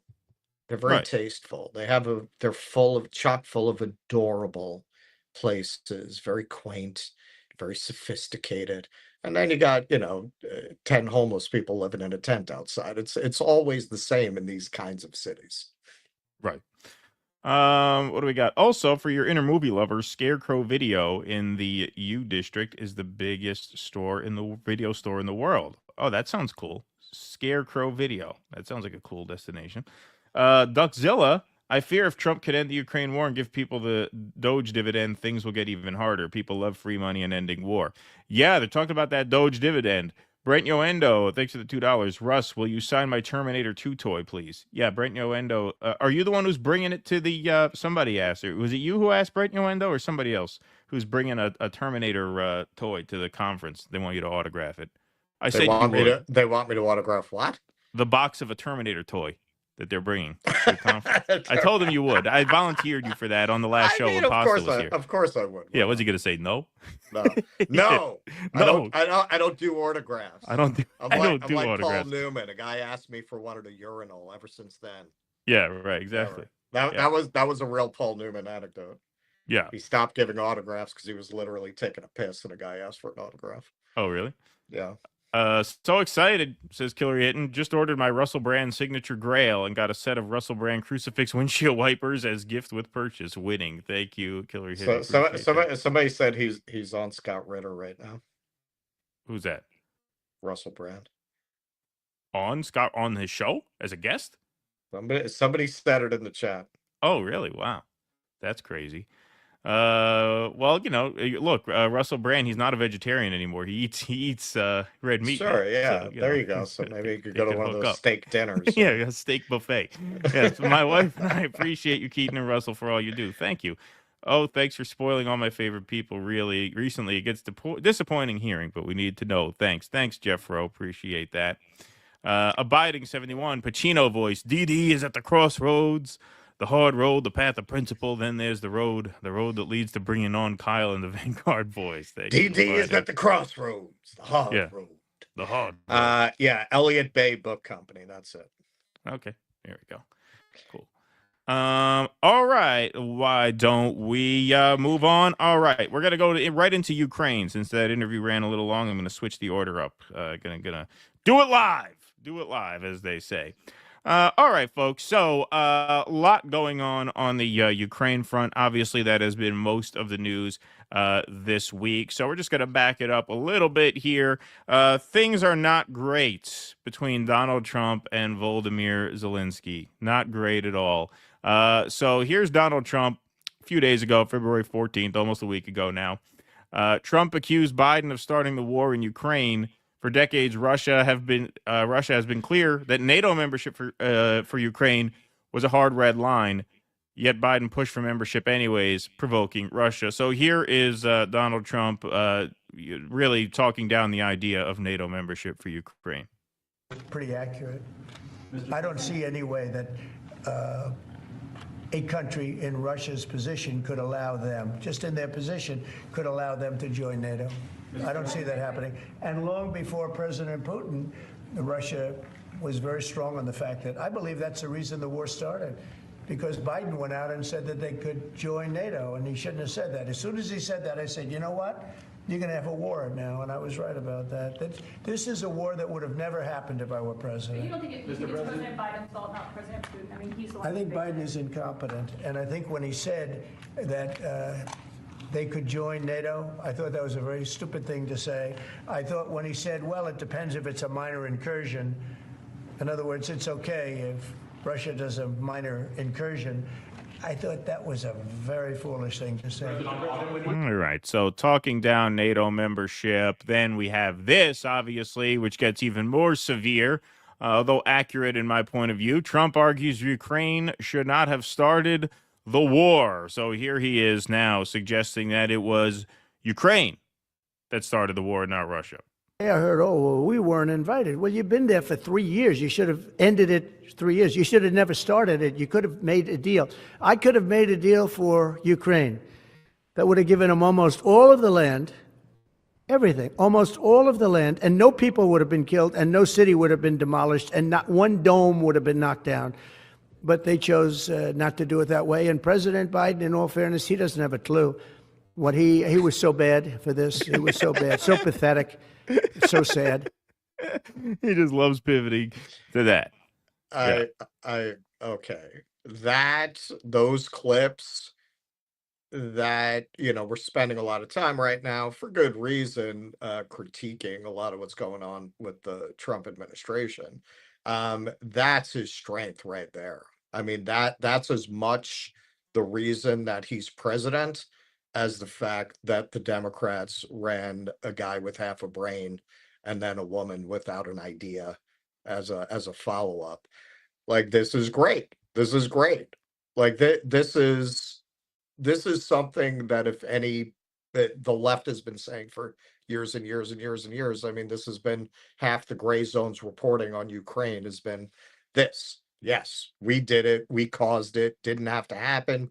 Deal could have been made last year. To watch him just in his very casual New York, yeah, this didn't have to happen. It could have made a deal. I could have made a deal. Could have made a deal for him. Would have got most of the land. To be honest, Joe Biden, out to fucking lunch. Right. Yeah, exactly. Like that, and that's him at his best. Very charismatic, very likable in these clips. And, I mean, that's where you see this is a lot of his appeal. I mean, without that, I don't think he's president. Even as bad as the other side is. The Al Smith dinner, it was great. Right. Look at you, man. He's so glum. Yeah. Like, to talk about Ukraine that way, it's just, and this has always been the secret sauce with him. There's nobody else who would say something like that. Right. Right. Who would say that? Not Republican, not Democrat. Who would say that out loud? Right. Right. Absolutely. And, like, I was a little bit, first of all, when I first saw that, I was like, well, was he talking specifically about Ukraine or about Europe? But I guess it must have been specifically about Ukraine, since they made us think about not being invited to the talks. And whether he's talking about Ukraine or Europe, it really doesn't even matter, because, if this is a proxy war, which it is, then what he's basically saying is, by you shouldn't have started it, that could mean Ukraine or Europe or the United States for that matter. It doesn't even matter who he's talking about. The point remains the same. And who was not so receptive to that point, of course, was Volodymyr Zelensky, who then fires back that Trump lives in a world of disinformation space.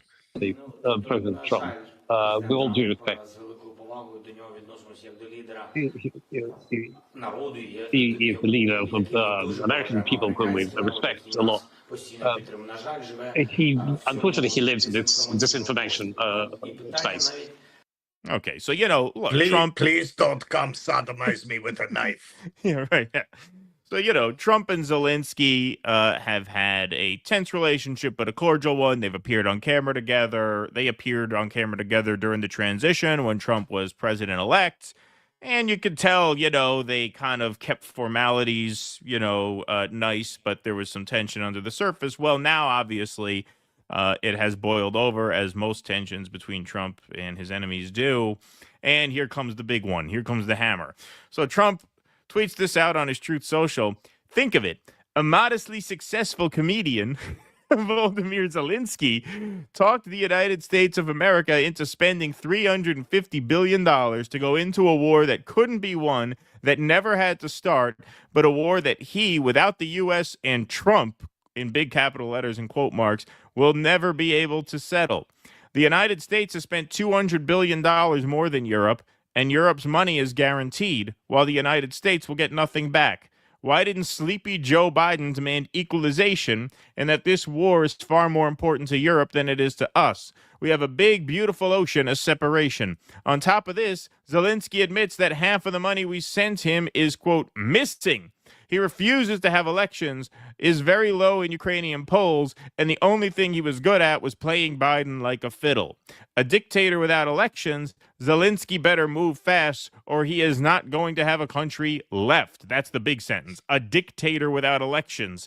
Zelensky better move fast, or he's not going to have a country left. In the meantime, we are successfully negotiating an end to the war with Russia, something all admit only Trump and the Trump administration can do. I have never been able to figure out the quotation marks. Yeah, where does he get this from? That's his stroke Trump. of genius, man. That's,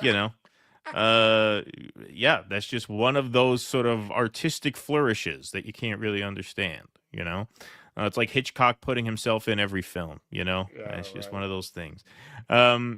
Biden never tried. Europe has failed to bring peace, and Zelensky probably wants to keep the gravy train going. I love Ukraine, but Zelensky has done a terrible job. His country is shattered, and millions have unnecessarily died.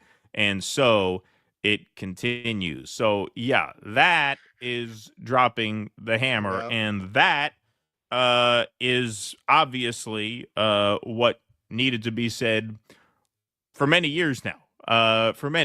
Since it was obvious that Ukraine was going to try and, drag the rest of the world into this war, which is, of course, the only way they could possibly achieve a victory. And we have a couple more segments, obviously, that are going to break down the delusional reaction to this by liberals and Democrats. But look, that's obviously the complete right take.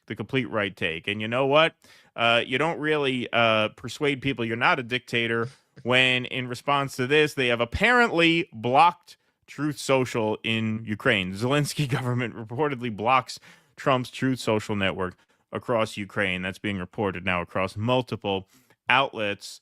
And obviously, Elon Musk now getting in on the action here. Zelensky killed an American journalist. Yes, this is something to consider as well. Now, Trump didn't bring this up, but his right-hand man certainly did. Now, as Nabi pointed out, how times have changed. It's almost like these big tech oligarchs just cozy up to power, right? It's almost like they'll say anything to curry favor with whoever's in power at the moment.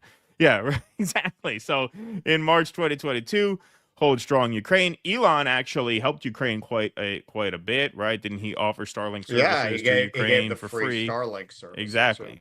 And here he is, Zelensky killed an American journalist, referring, of course, to Gonzalo Lira. So this David Sachs tweet, this is from January of 2024, but this has been getting a lot of play over the last day or two, understandably. Gonzalo Lira's last public statement is chilling. He knew that if arrested, he would die in a Ukrainian prison. So here is this video. The start of the genesis of this whole situation is because I had an opinion that went against the narrative. And that's why I went to prison. And that's why, if I'm arrested again, I will die in prison. So I ask you, please, as many people as possible, the American State Department knows exactly who I am and the situation I'm currently involved in. And they know the fate that awaits me. They know it.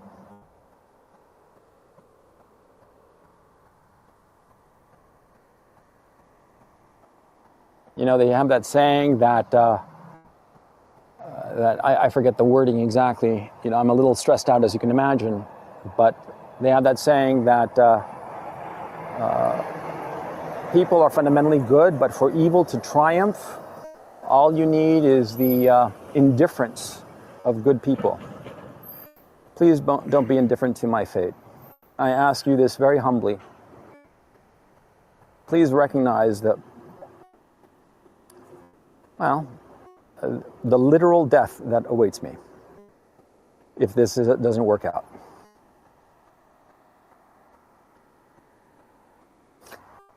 Understand what's going on. Tragically, that was the last anyone ever saw of Gonzalo Lira. This will come up in a future segment, but I think this is worth featuring twice. This is an actual tweet from the actual Newsweek magazine. There are concerns that the Ukrainian president could be voted out of office if the country holds an election. Not exactly a mic drop response to he's a dictator. Not exactly. Not exactly. Yeah. And so now you have the United States negotiating with Russia in Saudi Arabia. Ukraine is out of those talks. I made the argument that, and this is not an argument that I'm terribly fond of making in every context, because I'm not one to, claim American ownership of things. It's just not my sensibility, I will admit. But, we've bankrolled this war. You were happy to have us bankroll the war. If you're happy to have us bankroll the war, then guess what? You kind of have to let us negotiate on your behalf. Now you could say, well, he's not negotiating. He's giving away the game. They lost. It was obvious they were going to lose. Losing is terrible, which is why we don't think the war should have happened. We don't think the war should have happened. I don't support Russia's military objectives or military incursions. I haven't been rooting for Russia to pummel Ukraine. We've been advocating the opposite. We've been advocating for peace talks so it stops. And we think that Russia's diplomatic requests to avoid the war were reasonable enough to the point where they should have been agreed upon before it started. How this got distorted into a position that is somehow hostile to Ukraine or the Ukrainian people is amazing, but not so amazing when mainstream news articles can print something as absurd as this and have the American population at first swallow it hook, line, and sinker. Now, of course, polling has turned dramatically against continued funding of the Ukraine war, which is why Donald Trump has the mandate to end it, which is why he seems intent on doing that. And that is, of course, welcome news to any sane person who does not want World War III, nuclear devastation, or just very simply put, does not want to see more generations of Ukrainian men killed for no reason. This is yet another example. We didn't get to this with Kshama. I was going to ask about immigration, but Scott Jennings, I thought, hit it on the head on CNN. This clip went kind of viral. He said Trump won by taking the 80% side of every issue, while the Democrats took the 20% side of every issue. Seeing the Democrats, the liberals, their media, Newsweek, trying to drum up some kind of outrage at the idea of no longer keeping this very dangerous proxy war with a nuclear power going, that's a prime example of it. Like the mentality of somebody who would write that without any sense of irony, without any sense of how Kafkaesque a formulation that is, how absurd a thing that is to say. Yes, well, if we have elections, there is fear we might lose. So election cannot happen to preserve democracy. It's insane. It's like a Joseph Heller catch-22 scenario to say something like that. The people who still believe this, and some of us have them in our social media still, that's a very small number of people, man. That's a very small number of people. Like, you really are down to 20% who actually could read a headline like that without it striking them as odd. Right. Who As are weird. who are that brainwashed into a narrative. Oh, noble Ukraine. Oh, poor Ukraine. Like and this is why they're winning, man. This is why they're winning. I'm seeing so many people who are just, you said it.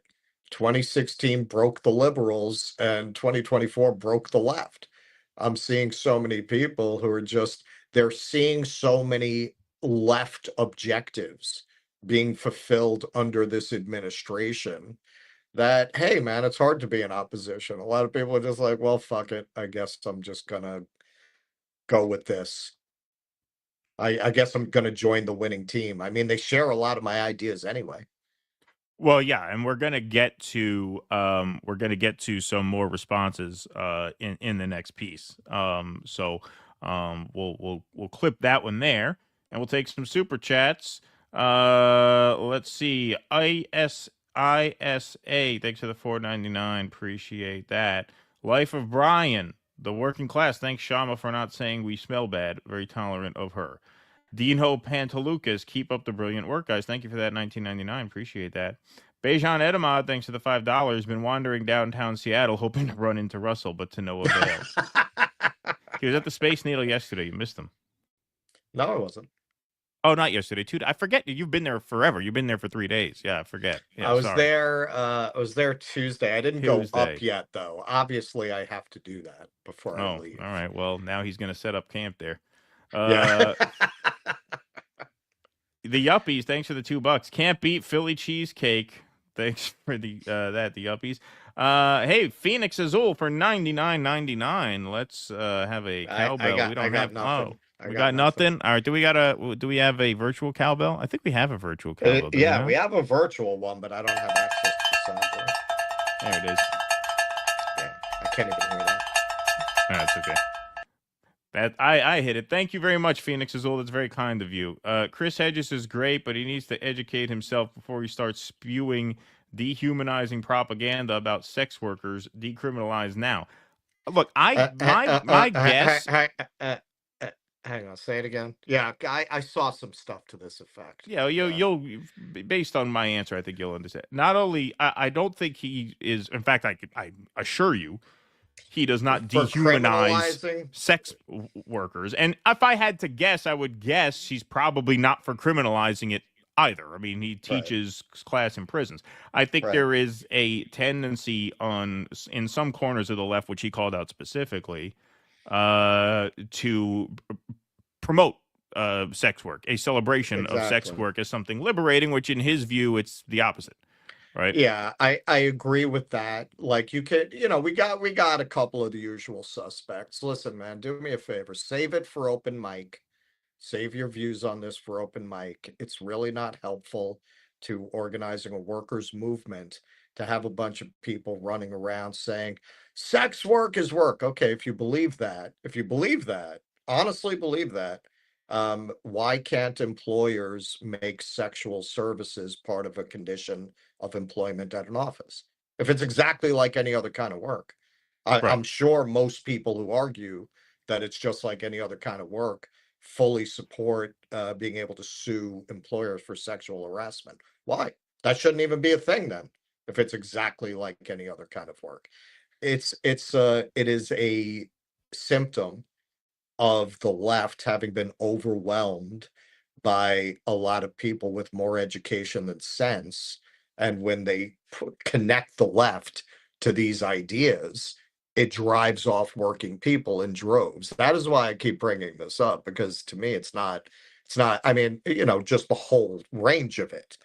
It's not a fringe concern. It's central. It's central. The left lost workers largely through presenting itself as the champions of these issues. And at this point, many people said this before. I think now with what we see coming out with the US aid and NED and what kinds of things they did overseas with cultural manipulation, it's very obvious they did that here too. This is why you have a lot of people on the left running around talking about the nobility of sex work, because they got brainwashed by intelligence services using cutouts to promote ideas like this. Right. And this is why, when we were talking with Kshama about this is what I try to impress. And, the conversation will continue, but I think, to say, are you pro-sex work or anti-sex work, right? To be so general leaves a lot of questions in the minds of people where they don't know what you're talking about. Of course, I'm for decriminalizing sex work. Of course, I believe I don't look down on sex workers at all. What's the point of criminalizing it? You just drive it underground. Well, obviously, I don't think you should criminalize it. I don't think you should look down on people who do it. But at the same time, you can say, I agree with Hedges that is part and parcel of the brutality of capitalism, where if everything is for sale and you have nothing else to sell, then your body becomes for sale. Right. That's not an indictment of sex workers. That's not dehumanizing sex workers. It's not saying sex work should be illegal. You see the nuances of that. Right. And the nuances of that, if not addressed when addressing the topic, can lead to a lot of misunderstandings about people about what you actually think on issues that get very emotionally charged. So that's why it's a minefield. Well, not only that, the people who try to push this narrative are generally, I'm a sex worker too. Okay, are you a sex worker that came out of poverty that was forced into this? Or are you a middle class liberated woman playing, feminist liberation as sex work? Okay, because it's very easy for you to say it's liberating. You have choices. To pretend that the vast majority of sex workers are not sharing that experience or having a very different experience where they wouldn't do this if they had a choice. That is what happens when you have a left dominated by people with more education than experience in the actual fucking world. Right. Tom, thanks for the $9.99. T-Rump is in a disinformation world. No one needs to talk the U.S. into a war it instigated since 2014. Come on. Thank you, Tom. Appreciate that. Okay, we are going to continue on. All right, so we're going to now go into some reactions to the Trump-Zelensky blow-up, where Trump called Zelensky a dictator. So first, we're going to actually go to Rachel Maddow. So Glenn Greenwald tweets out, hilarious, Rachel Maddow at her histrionic melodramatic worst insists that any day now the American people will finally realize that Trump is, dramatic pause, with Putin and will rebel over this. Here's Rachel Maddow. I haven't seen this yet. This is going to be fun. The political reality of this administration is going to be shaped by whether or not the people who oppose him strongly enough and effectively enough. The political reality of this administration and this presidency will be determined by whether the people who voted for him are horrified enough by what they have wrought that they regret it and are willing to act differently and to speak out about their regret. The reality of this presidency and this administration will be determined in some part by whether or not Republican officials realize that their own survival as politicians depends not on sucking up to Trump, but by helping their constituents survive him. Strong evidence supporting all of those strikes against Trump so far, frankly. But this is one other thing to watch. If we really are now abandoning the free world and lining up instead with the world's dictatorships, and Trump is unwilling to even explain why, just watch. The American people are going to have some feelings about that, too.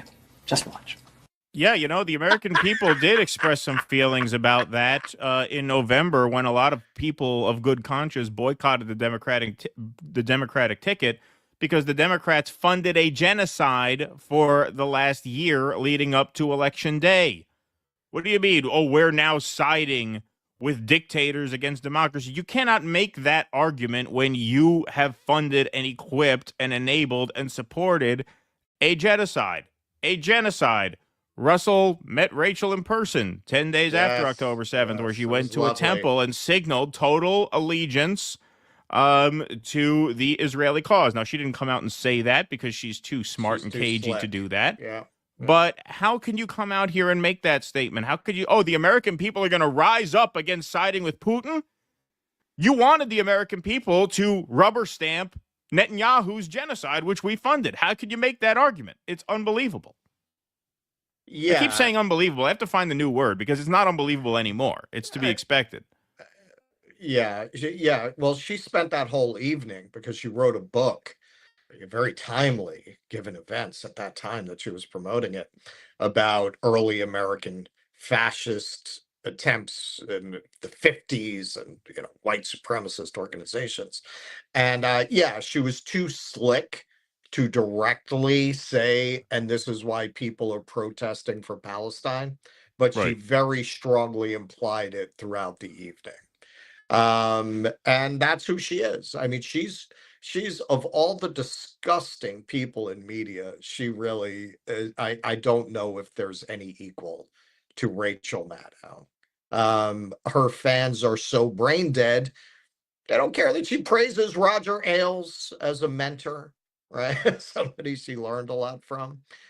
She is a pure propagandist. I have no idea what she personally believes. I don't think anybody does.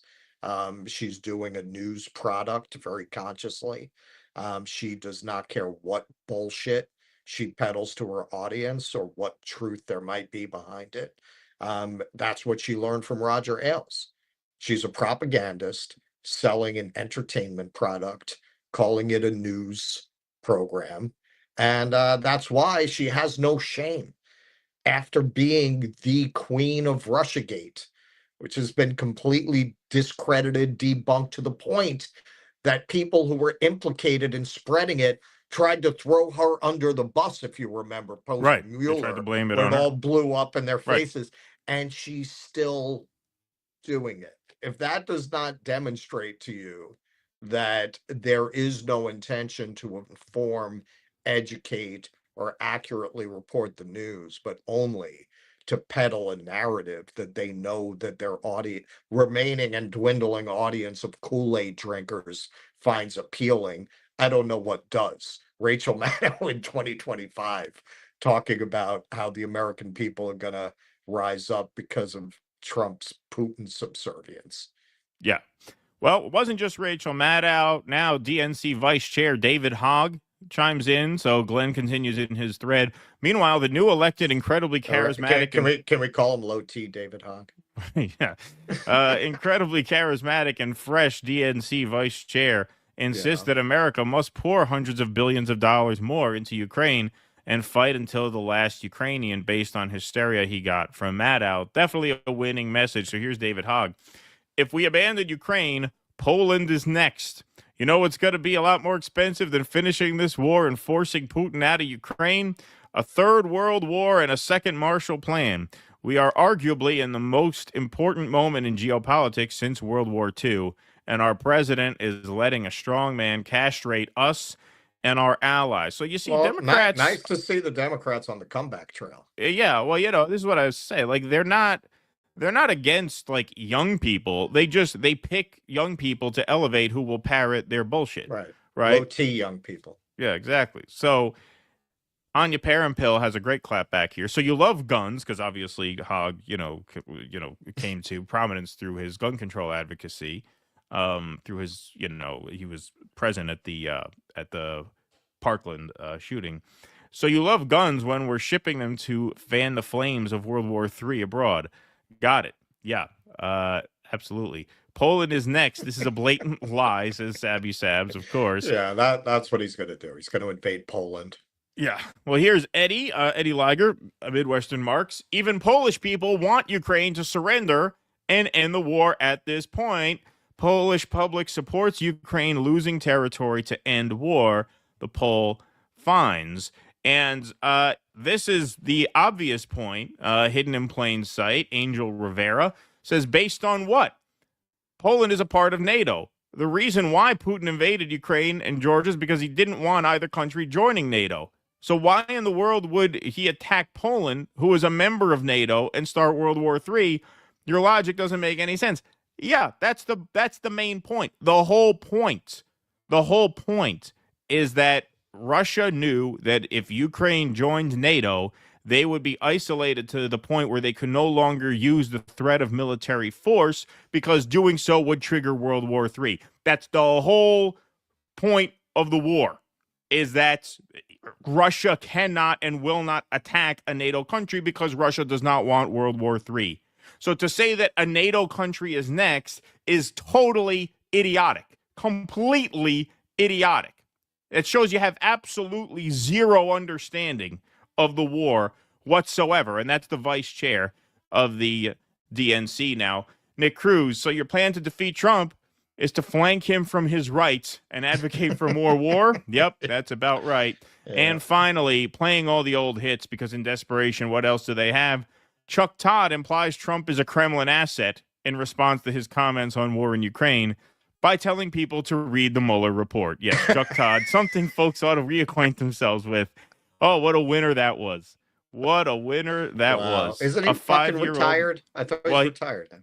I don't know. Maybe he's on Substack or something. He's out at NBC, so he's probably shopping around for his next gig.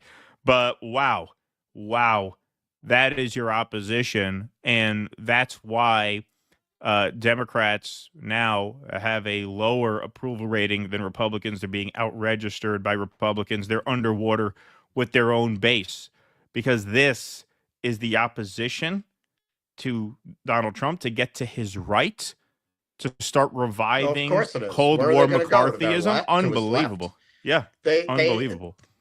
They have been boiled down to their essence. A Wall Street military-industrial complex, AIPAC-owned right-wing party. They lost everybody they need to pretend for. Right. That's it. There's nothing left. It's amazing, because they got rid of everybody who had any kind of interest in left politics, a genuine left agenda. They cannot conceive, even to lie about it, of any kind of left posture to counter Trump. Like, it's not even on their radar to make a left argument. Yeah, exactly. Just absolute garbage, absolute trash from the usual suspects. And then we're going to get into Bernie's response in the next segment. But hey, let's take a little break here and do a read for Rumble Premiums, shall we? Haven't done one of these in a while. So, folks, this sponsorship is from Rumble, and it's one that's incredibly important to the survival of the company. When Rumble first started in 2013, they built the platform for the small creator. They didn't censor or have biases. They were fair and treated all creators equally. No one thought platforms would censor political conversation or censor opinions on COVID, but they did. Facebook admitted they fell to pressure from the Biden and Harris administration. Rumble did not cave. They held the line, and they're attacked daily for giving shows like us a platform to talk to audiences like you. They're attacked in corporate media, attacked by governments like France. They're attacked from brand advertisers who refuse to work with them. Corporate America, is fighting to remove speech while Rumble is fighting to preserve it. But Rumble won't survive with brand advertisers because they don't get much of them. Watching our show on Rumble is the most they can ask from you, but if you really believe in the fight and the cause, and if you have the means, one major way you can help Rumble survive is by joining Rumble Premium, which is the ad-free version of the Rumble platform. Join the community that believes in the First Amendment and believes in our human right to free speech. Rumble is offering $10 off with the promo code STUDIO when you purchase an annual subscription. Go to rumble.com/premium and use promo code STUDIO. Like I said, if you have the means and believe in the cause, now is the time to join Rumble Premium. If you don't have the means, of course, we are, of course, happy if you watch us on the platform. All righty, perfect. All right, we are going to take some super chats and rumble rants and then move on. Noah Goop, question for you, Russ. You're going to hit the Boeing Museum of Flight. Totally worth the trip. I'm glad you're saying that because I've been trying to decide because my time is limited. But yeah, I was inclined to do that. I mean, I think you should. That's kind of one of your beats, no? Well, yeah. No, because I was like, well, you just went to the Smithsonian Aerospace Museum, but I looked at their collection in making my decision. They do have some pretty unique stuff there. So, I've got 2 days left. Space Needle. They have this cool exhibit where the roof flies off when you're in one of the rooms. Yeah. To get into the museum, you have to press a button and the door pops off. The whole room tips upside down. Yeah. Yeah, so Ivar's Acres of Clams. It's like this classic restaurant. I got to do that. I got to do their big Ferris wheel off the bay there. I would like to try to get to Bainbridge Island, Museum of Flight, and obviously I got to go up the Space Needle. There you go. I get those things and I'm good. Nocturnal Human, immigrant farm workers will be replaced with robots before American workers. It's a Tesla farm bot grift. Thank you, Nocturnal Human.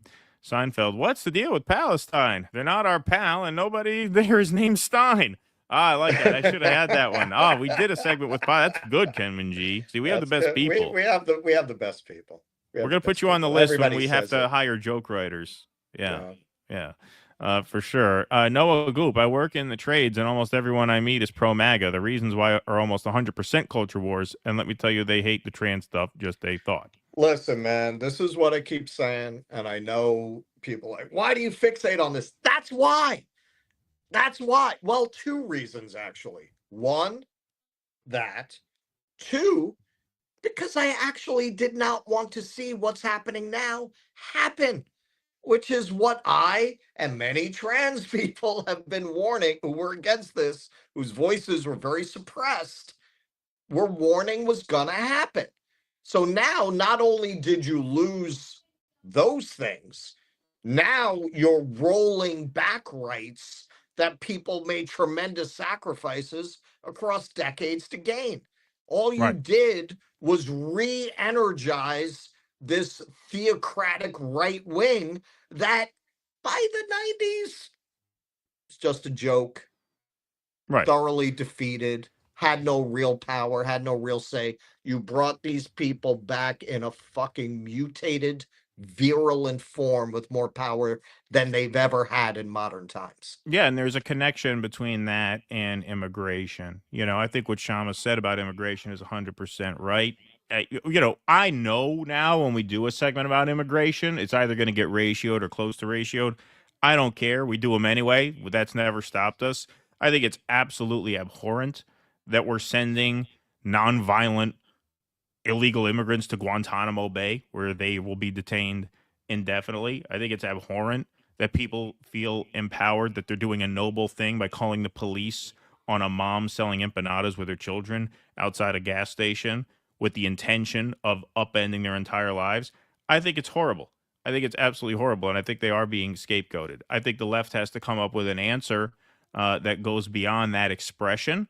But I'm perfectly happy to say that, punching sideways like that, or in this case, punching down at other workers, is not going to lead us anyplace but further right and further into hell. But what I think we need to understand as a left moving forward is the extent to which these issues have been so poisoned by liberal pandering and right-wing just moral panic sort of I wouldn't say fear-mongering necessarily, but that's certainly an element. The right is always going to take small issues and make big issues out of them. Right-wing moral panic the libs do that too. Foundational to the country. No, but I'm just talking about in terms of, from the Salem witch trials to the war on drugs, that's always going to be with us. It's always going to be a problem. It has gotten to a point now where, you have the country whipped up in a frenzy around these culture war issues. I think it's a much bigger climb now than it's ever been. Sure. And this is why, for the entire time we've had the show, I've been warning that was going to happen. I've been saying if you do not moderate on these things and climb down from the most extreme, bizarre, fringe ideas that are being pushed at this point. I would say undoubtedly partly artificially as an op. If you don't stop representing the left that way, you're gonna get something that's not just going to eliminate that. They're gonna roll back the rights you already have, and now here we are. Yeah. How many Venezuelans are going to have to be shipped off to a black site before people say something? Well, that's an open question now. That's how much momentum they have at their back, right? Right. I mean, with the immigration, you said it well that, we had Greg Foreman on Jimmy's. He said healthcare was, kind of a no-win for the right. They had no good response. This is a case like that. Undoubtedly, immigrants have been brought into the country in many cases to suppress wages. I tell you, when I was in New Orleans, there was a Latino activist who specifically described, I didn't know I was brought here for that, to suppress wages so that the black workers wouldn't get the 25 an hour that they were getting to clean up after Katrina. They could give us $8, which a lot of times we didn't even get. So you can't tell workers that doesn't happen. It doesn't, you're never displaced from a job. Wages are not suppressed. I think your best argument to workers for not taking this out on the immigrants, it's not their fault they were brought here to fuck you. Right. In cases where they were, right? I mean, if you were any kind of, I said this to a real tough guy that I know. I said, listen, man, you pride yourself as like a man, right? So what if you were in like a really poor country like that and you had to take a really dangerous journey to provide better for your family? You do it, right? Right. That's what these people are, man. That's who they are. You got to remember that. Your issue is not really with them. Right. Exactly. And in the case of, I mean, the story that we did about the woman selling the empanadas, the reason we did it is because I think that's a very powerful example of what the issue is. So you got a woman from Venezuela, a country that has been sanctioned into misery by the United States, who, to flee that social instability, brings her children on an incredibly dangerous journey north. We don't know exactly how she crossed the border. Those details were not revealed in the report. Let's assume the worst. Let's say she cut through a fence and snuck in and set up shop here. She's been here for how many years now? That was unclear. Let's say she's been here for 10 years. She's working as a housekeeper, and because I guess that's not enough money to live on, she's supplementing that by selling empanadas outside a gas station. I think that person can stay. And I think they can be put on the books and absorbed into the system. I don't think bringing that person into the official workforce is a threat to workers more broadly. I think you have, combined with that and the responsibility that we have for her situation, which is deliberately sabotaging her home country, yeah, I think we could absorb that person. If you put that person on the books, now they're not wage slaves that are going to drive down wages. Now they're a worker.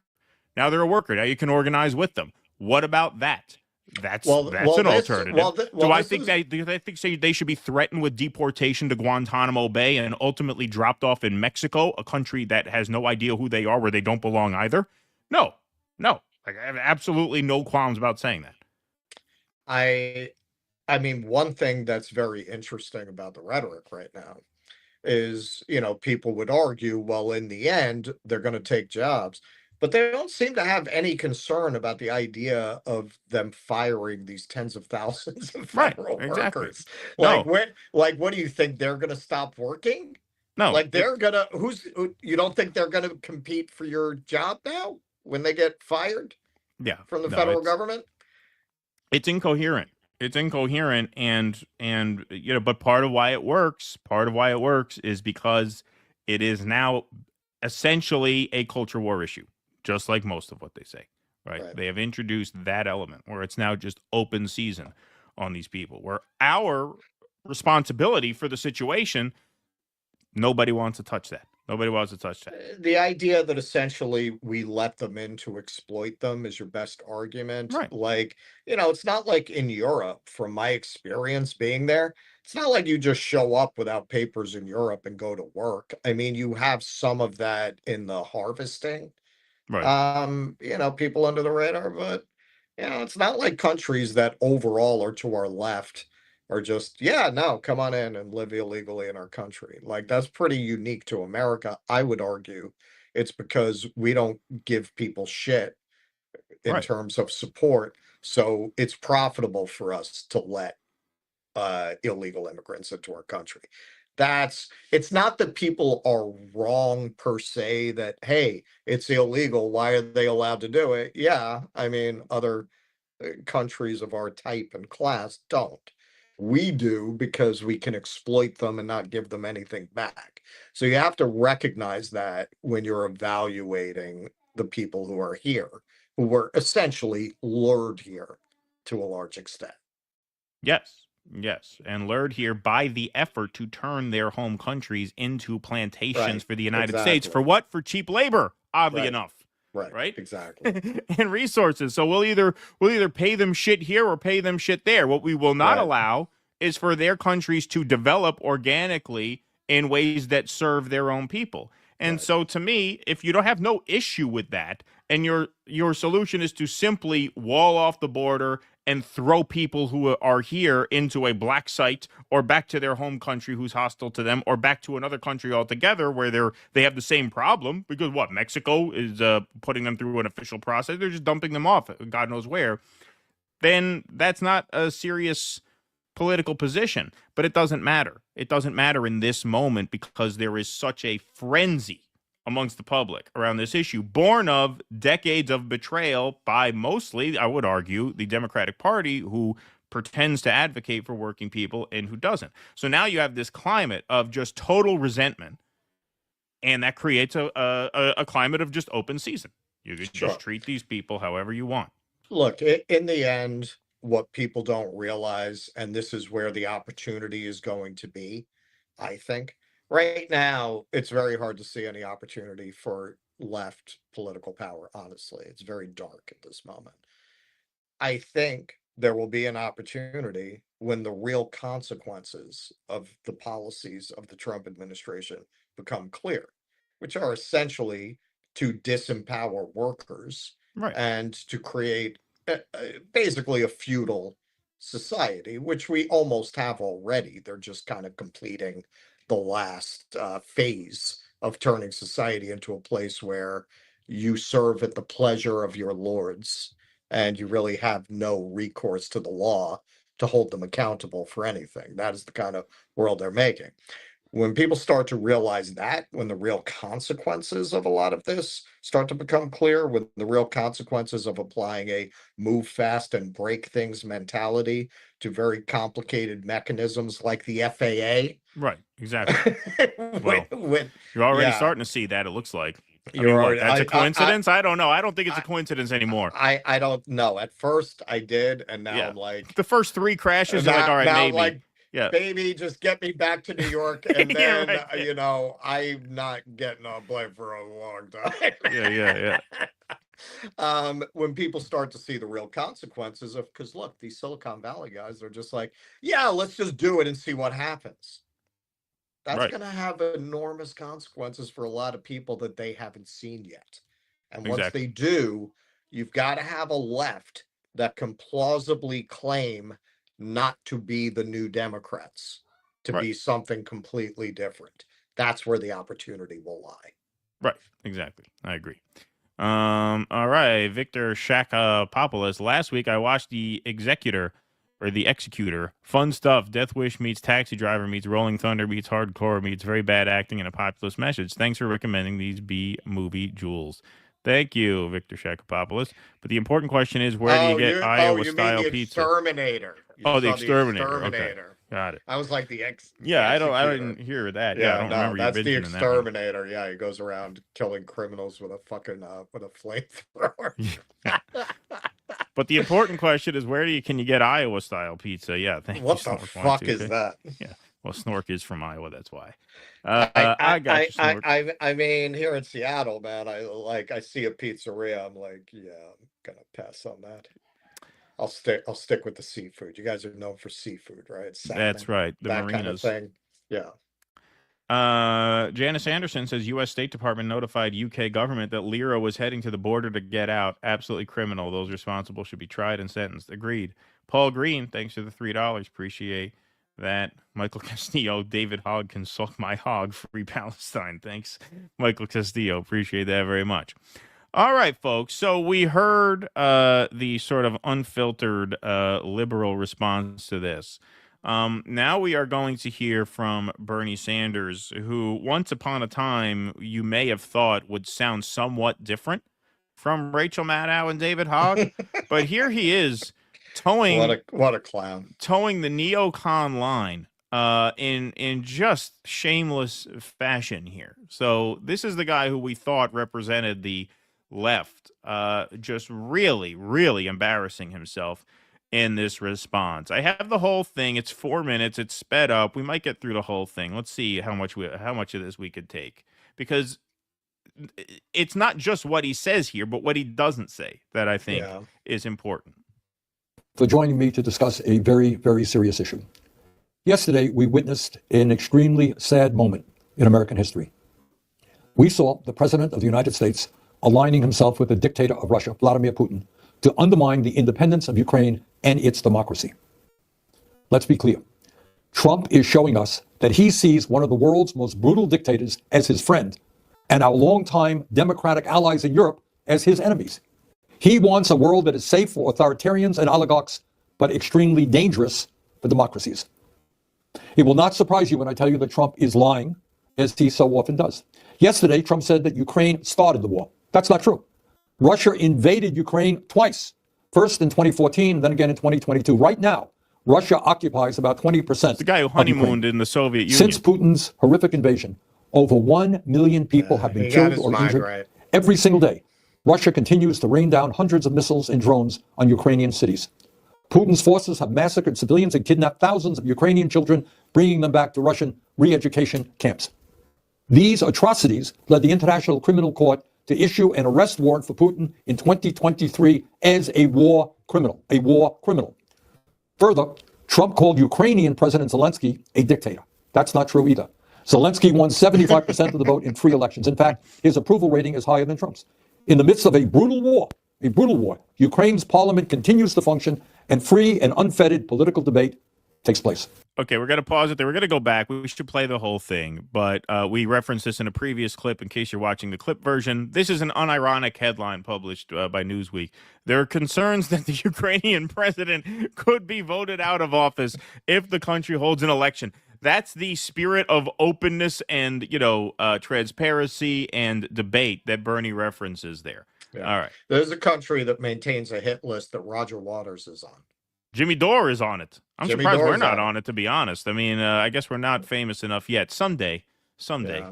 We're not big. We're not big enough to make the radar of the garroting crew. Yeah, I'm really looking forward to that day and informing my wife. Hey, great news, honey! We hit the big time. Oh, remember really? I told you I wanted to have a politics show. Did you get a TV show? No, we made the Ukrainian hit list. Yeah, doesn't look like they're going to have that much longer. Hopefully not. Hopefully not. All right, here's the rest of Bernie. Trump claimed that our European allies have done little to support Ukraine in its fight against Putin's invasion. He said the United States has contributed 3 times more than Europe. But that's another lie. In fact, Europe has provided more aid to Ukraine than the United States. But it's not just that Trump is lying again. That's not new. It's what this all reveals about where he wants to take our country, and in fact, the entire world. Trump is cozying up to Vladimir Putin. So who is Putin? God. And what kind of world does he want to build? Putin is a dictator. Bill Kristol could have given this Russia's speech. movement The toward Lincoln democracy Project could have written after the this. end of the Cold War. Russia holds sham elections every 6 years where Putin wins 90% of the vote, and authorities don't even try to hide their ballot stuffing. There is no freedom of speech or free media in Putin's Russia. Protests are violently suppressed. Tens of thousands of people are in prison for protesting Russia's invasion of Ukraine. Political dissidents are harassed or thrown into jail. The bravest, people like Alexei Navalny, are killed outright. Hundreds of thousands of Russians have fled Putin's brutal regime since his invasion of Ukraine. But Putin has maintained control in his country by offering Russia's oligarchs a simple deal. If you give me absolute power, I'll let you steal as much as you want from the Russian people. And that's why in a country where many are struggling economically, Russian oligarchs have stashed trillions of dollars in offshore tax accounts. That is the Russian leader that Trump admires. That is the Russian oligarchy that he supports.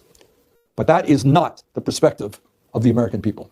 We know, and we are proud of, the fact that the United States of America is the longest standing democracy in the world. We know that many hundreds of thousands of brave Americans over the years have fought and died to defend democracy. We also know that our allies in the world are those countries that believe in democracy, not authoritarianism. In this critical moment in our history, I hope that every American, regardless of political perspective, will stand tall and say yes to democracy, no to oligarchy, and no to authoritarianism. Thank you very much. Okay, now I know that was really tough to sit through, so I apologize for subjecting you all to it. But the reason I did want to play the whole thing is because I want to be able to talk credibly about what he did not say. And unless we played the whole thing, I wouldn't be able to really credibly make this point.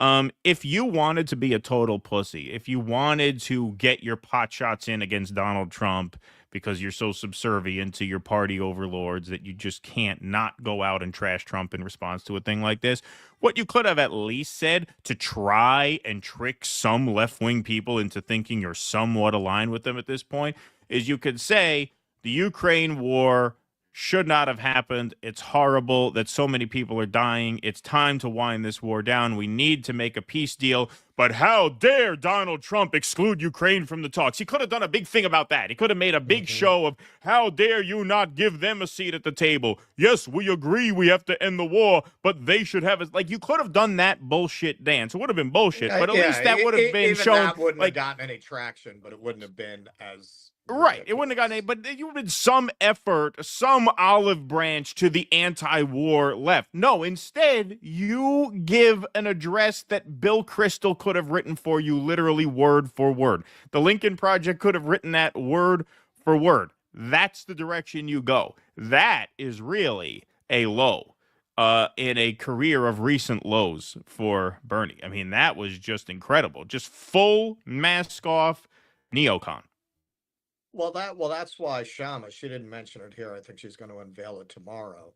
The organizing slogan of Worker Strike Back is going to be, "We don't fuck with Bernie." Yeah, right, exactly. Yeah, exactly. I mean, that was really, really a low. Let's get some responses to this. Nico House, duopoly destroyer. Bernie calls Putin a dictator, but has no words for Zelensky, who has canceled elections, openly admitted he has no intention of pursuing elections anytime soon, and has eliminated competing political parties. I can't believe we ever took this guy seriously. He's a hypocritical clown. Johnny Graz, shut the fuck up, you neocon lapdog. That's what I said. It's a total neocon speech. Alex Knight, we are witnessing a very sad moment in American history, yes, where Bernie is sounding more pro-war than Trump. Absolutely. Yep. This is my favorite from Nick Cruz. Bernie Sanders is a Lindsey Graham Democrat. Yeah, exactly. He's even to the right. Like, you know, the Republican Party has been cucked by Trump on this issue to the point where, like, even Marco Rubio, who was very hawkish on Ukraine, has now had to bend the knee. Not because they want to, but they have been sort of brought to heel by Trump into the correct position. Now, they had to be dragged to that position kicking and screaming because they are neocons, but they're more or less there. This is worse. I mean, this is worse than them. He's to the right of Marco Rubio at this point. Absolutely. So that absolutely holds. A Lindsey Graham Democrat, 100%. You know, this is, friend of show, You Don't Like My Music, who was really trolling the Chris Hedges premiere. Not the members only thing. He would never give us his money, but he was Right. trolling that premiere. And We don't like his money either, I guess. Yeah. why don't you, so why did you prefer Trump? Why did you prefer Trump? Okay, listen, that was a very, if you heard Keaton's formulation, he said it very well. With Russian roulette, with Trump, you got one chamber empty. Maybe he calls off the war in Ukraine. With Harris, we're just going full bore towards World War III. Right. I think that assessment has been proven right.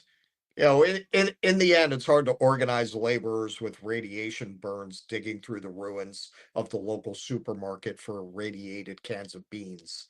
So hey, what are you gonna do? What all the Democrats had to offer was possible nuclear war and continued catastrophe. As far as Gaza and Palestine go, I would say at worst Trump's going to get there faster. Harris emphatically promised to keep arming Israel. So where does that go? Where does that go? What? It was going to be more peaceful, like less people killed. If you're going to keep arming them, what? Netanyahu on his own would have ended what they're doing there. So, Trump might be cutting to the chase, which is horrific. But I don't think you can make the argument that it would have been Switzerland or really a different outcome in the end under Harris.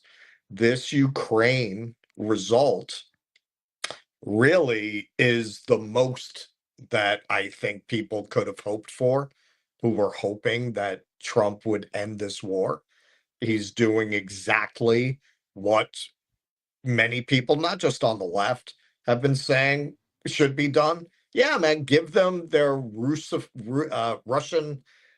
majority territories there in the east. Promise not to make it part of Ukraine. That's it. Part of NATO, rather. And that's it. I mean, this is what the whole left has been screaming since this started. Since those talks were sabotaged by Boris Johnson. This is what they could have agreed to years ago. The idea that the Democrats are still going out here, that they have not even been chastened by this just absolute rout by their approval numbers, that they're still going to hold on to this. Who does Bernie think he's talking to? Right, exactly. Like, who's the audience? Yeah. Who are the people who once supported his presidential campaigns, who are not horrified by this? And who are the liberals who like him? They never liked him. They don't like him now. Who's this for? Right. Yes. Yeah. No, it absolutely is a dead end politically, morally. It is abhorrent. And just as someone who is now going to go on the ground in places like Iowa and a couple other places he has, I think, on the kickoff of his anti-oligarchy tour, nothing tells you that that's a Democrat sheepdogging op more than this. And I know they may seem disconnected at first, but this is a guy who this is a guy who had his honeymoon in the Soviet Union. This is a guy who knows better than to be doing this. And so if he were not going to sheepdog you back into the Democratic Party, he would make a break from them on this, not put out such a shameless video where he is, yes, that could have been written by Lindsey Graham, Marco Rubio before he became Secretary of State, the Lincoln Project, Bill Kristol. That's not an exaggeration. And to what Russ was saying, the randomness factor of Donald Trump, the sensibilities of Donald Trump, allowed for a possibility for things like this to happen. Now, that was nowhere near enough for us to support him. And there was so much that we abhor about Donald Trump to the point where that was never even a consideration. And no one in our corner of this space was as emphatic as we were that you should absolutely not vote for Donald Trump or Kamala Harris, right? And people said, well, what are you for then? Well, in terms of good answers in that election cycle, there were none. Sometimes that's the answer. Sometimes you just have to tell the truth. And so that's where we're coming from in there. Donald Trump's plan for Gaza makes him a Nazi. I called him a Nazi. That's not Trump derangement syndrome. That's what a Nazi would do. A Nazi would bring the war criminal of our time to Washington, D.C. and grant him the ultimate victory and say, yes, we will ethnically cleanse Gaza for you. That makes you a Nazi. That's not an exaggeration. That's who he is. And I'm not shy about saying that at all. But he does bring to situations like this a randomness that allow for some good outcomes to take place on occasion. And this is not a small matter, this Ukraine war. This could have swallowed the entire world if Kamala had won.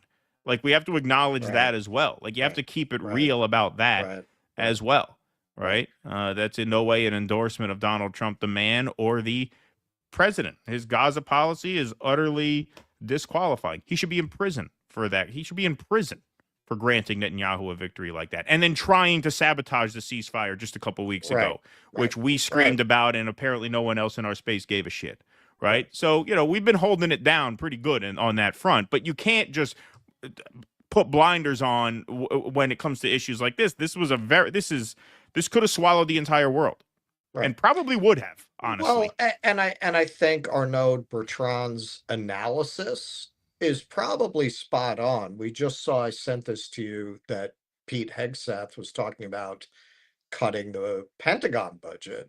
And, you know, Bertrand's analysis is actually what these guys are doing is not random. They're recognizing that the empire is not sustainable, and they're doing a controlled demolition of it while they can manage the direction that takes instead of waiting for it to collapse under its own weight.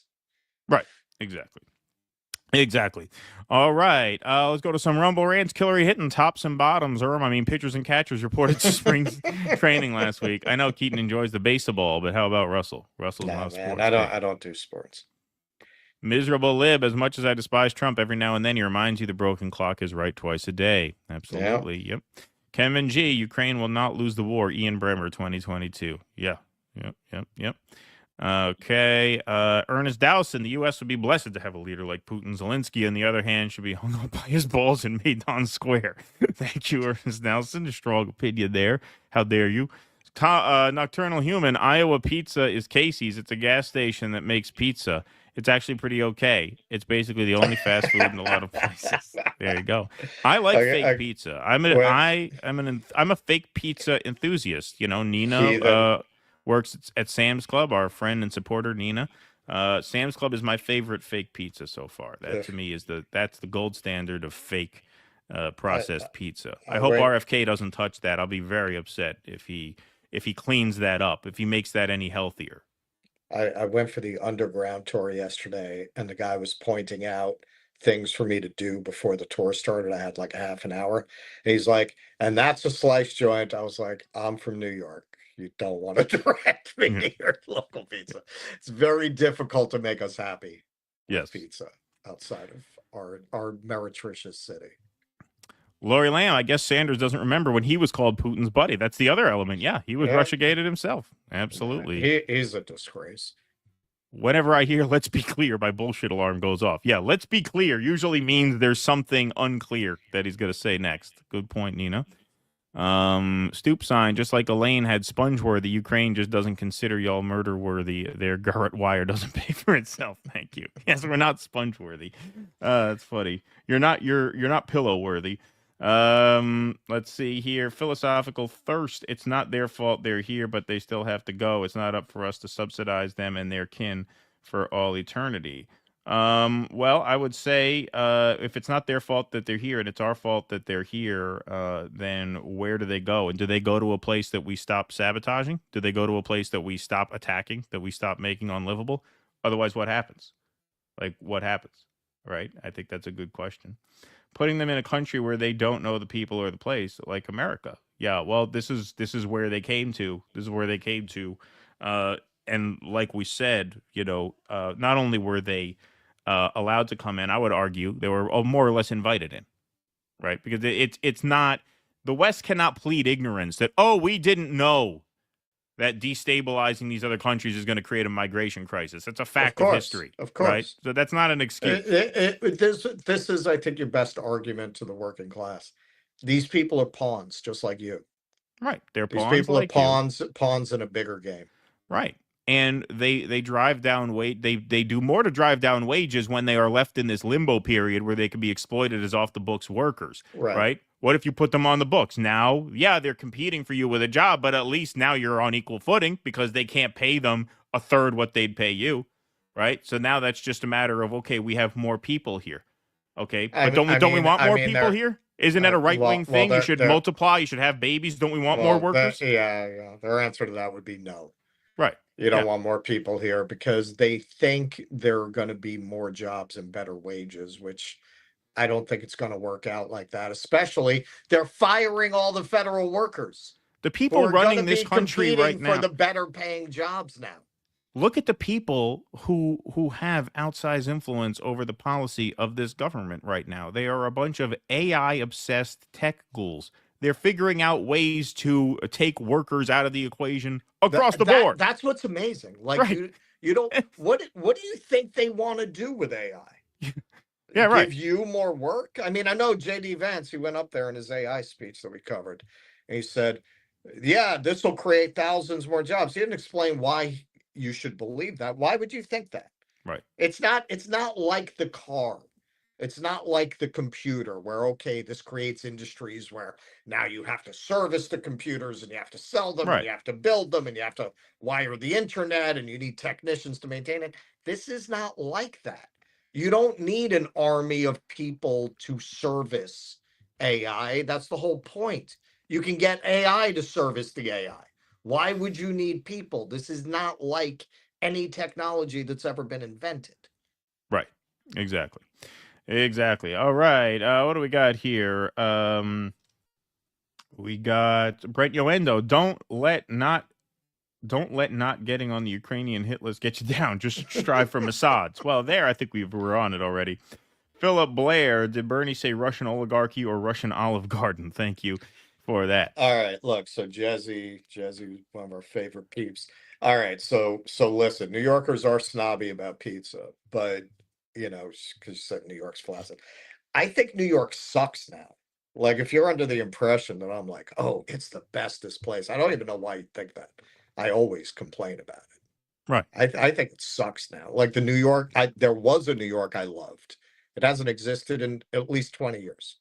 That New York is long gone. It's a memory. Yep. Russell's very unhappy no matter where he is. That's not true. That's you. I'm just kidding. That's joking. you. Yeah, I'm joking. Yeah. Which is weird because you don't even want to go anywhere. Yeah, that's true. Yeah. You're miserable, but you won't even cross the state line. Yeah, that's right. Content in that way. All right, folks. Let's keep looking at the fallout of the Ukraine fallout, shall we say? Here's Glenn Greenwald and Dan Crenshaw going at it on the Piers Morgan show. Compare what Dan Crenshaw claimed here in my debate with him about Ukraine on Piers Morgan, that I was lying and ignorant when I said the Ukrainian front line was collapsing. So, the Democrats went all in and insist that this is a horrible surrender. But obviously, the Republicans still have their hawks in the caucus as well. Here's Dan Crenshaw just coming back at Glenn Greenwald with outright lies about the state of the war. I just think we should save our fury about whether Ukraine get included or not for when they actually get excluded. Can I just assert a little bit of realism into the conversation? Yes. Because I know Dan started off by saying, "Oh, Russia's this crappy little second-rate power. We have to flatter them and make them think they matter, but they really don't. They're really weak." It's always a pretty weird contradiction to simultaneously say that and then at the same time warn that Russia's going to start invading Western Europe, this crappy little second-rate power. But the reality is, this is the reality, whether you like it or not, Russia has fought a war now for 3 years against unified NATO and the United States, pouring hundreds of billions of dollars and highly sophisticated weapons into Ukraine, and the front line continues to move westward, not eastward, where the Russians are gaining more and more territory. More and more Ukrainians are being killed. There are fewer Ukrainian men left in that country who want to fight. They're being forcibly dragged in there and used as cannon fodder, or they're fleeing and risking their lives to do it. The reality is Russia is winning the war or has won the war. And you can say, oh, you must be a Kremlin agent to say that. You just got to know nothing about military information or tactics. That's what you have to do to say that. You just have to know nothing. So the idea That's clearly what you do. Yeah, well, you're looking at this with one eye open is your problem. Yes. That's really your issue here. What a fucking clown. What a clown. Yeah. You got so many facts wrong, it's hard to know where to even start. You want it? You think Ukraine is winning the war? In which direction is the front line moved, Dan? Look, has it moved westward or eastward? It depends on where you're looking at. The It front depends line on where is you're collapsing. looking at. I hate to break it to you, but it depends on where you're looking at. And the ratios of Russian deaths to Ukrainian deaths is like 4-1. You just don't know what you're talking about. Tens of thousands You've never fought of Ukrainian anything. men. You have don't no know idea anything what you're about the talking military. about. I fought a lot of things. I fought a lot of things. Oh, you fought a lot of things? Just because you were in the military Tell me doesn't what make you an expert. I'm sorry to say that Donald I don't need Trump to be an is expert. I just know basic facts, and I have all the briefings on it. I don't think you do.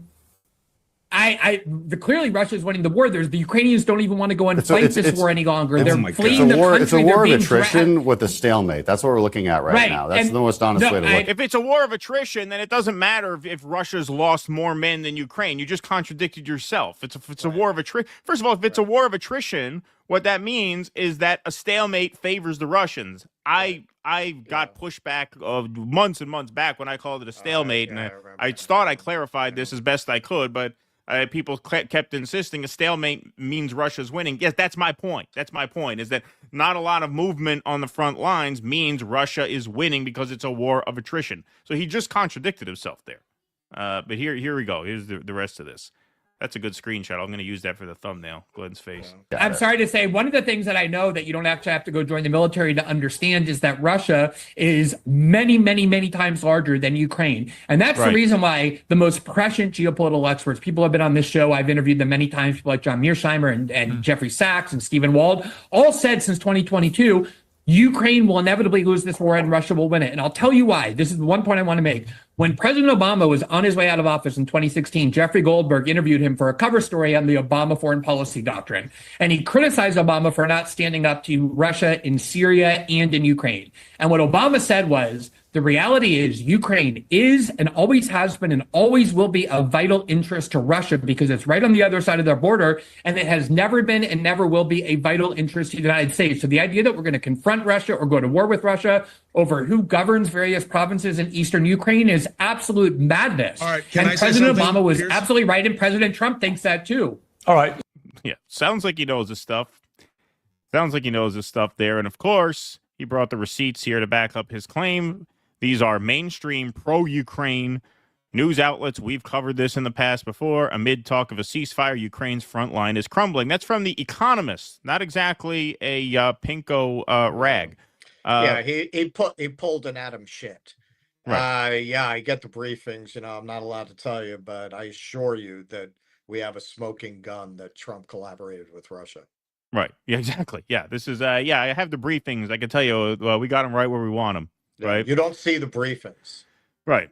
Russian advances in Ukraine grew sevenfold in 2024. Data shows from France 24. The BBC, hardly a friend of Russia. Ukraine front could collapse as Russia gains accelerate, experts warn. See, even the experts warn of that. Their human resources are limited. Russia's advance signal bleak spring. Or unlimited, pardon me. Russia's advances signal bleak spring for Ukrainians. So, yeah, look, I mean, the most obvious thing in the world, it's amazing that you have a member of government with such confidence and such smugness and arrogance talking to Greenwald as if you have no idea what the hell you're talking about. You are there telling the most transparent and obvious lie you possibly could, which is that this war is winnable for Ukraine when it is clearly not. Clearly, the result of what you're advocating is much more pointless death at best. At worst, it becomes nuclear and it swallows the entire world. Right. And you still have the arrogance to go on there and make this argument now? Now, after most of the country has turned against you, most of your own party has turned against you? That's the argument you go out and make now? Well, because remember, guys like Dan Crenshaw are on a career path. Right. A veteran who is hawkish on the military, who always advocates for every war. He's going to get a nice, cushy job on the board of directors of some arms manufacturer. He's going to get those consultancy gigs. He'll probably be there on CNN spreading CIA bullshit. At least in the old world. The results of what Trump is doing may make that world no longer exist, but he's betting it will. And that's what that's about. He's auditioning for his job working for Boeing or Northrop Grumman. That's it. That's why these guys have those positions. And, it's not just in the military. It's this is why a lot of what RFK is talking about in regards to food safety, this kind of thing, it's valid. And you do have a lot of people who have worked in these agencies who have allowed our food to get to the point that it's really poison because they're going to leave government and they're going to go work for Monsanto. They're going to go work for these food agencies. It's the whole government is overrun by this core conflict of influence where people plan on cashing in on their political position by serving these companies in their official capacity while they're in government. That's what Dan Crenshaw is. Yep, indeed. All right, folks. Let's go to one more read here. What we got? Coffee. Let's do some coffee here. What do we got? I'm going to offer you guys a free bag of coffee. How's that? I have a choice. I can offer you a supplement or free coffee. You guys seem more like the free coffee crowd, so that's what I'll offer you. Hey, have you heard of the recent advertising scandal? I'll break it down for you. So the CEO of Rumble, Chris Pavlovski, recently released an email from Inspire Brands and Dunkin' Donuts. The email explicitly states that the culture of Rumble is too polarizing. So in other words, Dunkin' Donuts has a problem with Rumble's culture and wants nothing to do with it. So here's a solution. Stop buying products that don't support you and start supporting brands that do. The competing coffee brand that we should all get behind is Rumble 1775 Coffee. And for a limited time, Rumble is offering buy 2 bags and get 1 for free. So go to 1775coffee.com and enter promo code Duncan. Nice troll there by Rumble. Promo code Duncan, DUNKIN, to get this limited time deal. Buy 2 coffee bags, get 1 free. All righty, beautiful.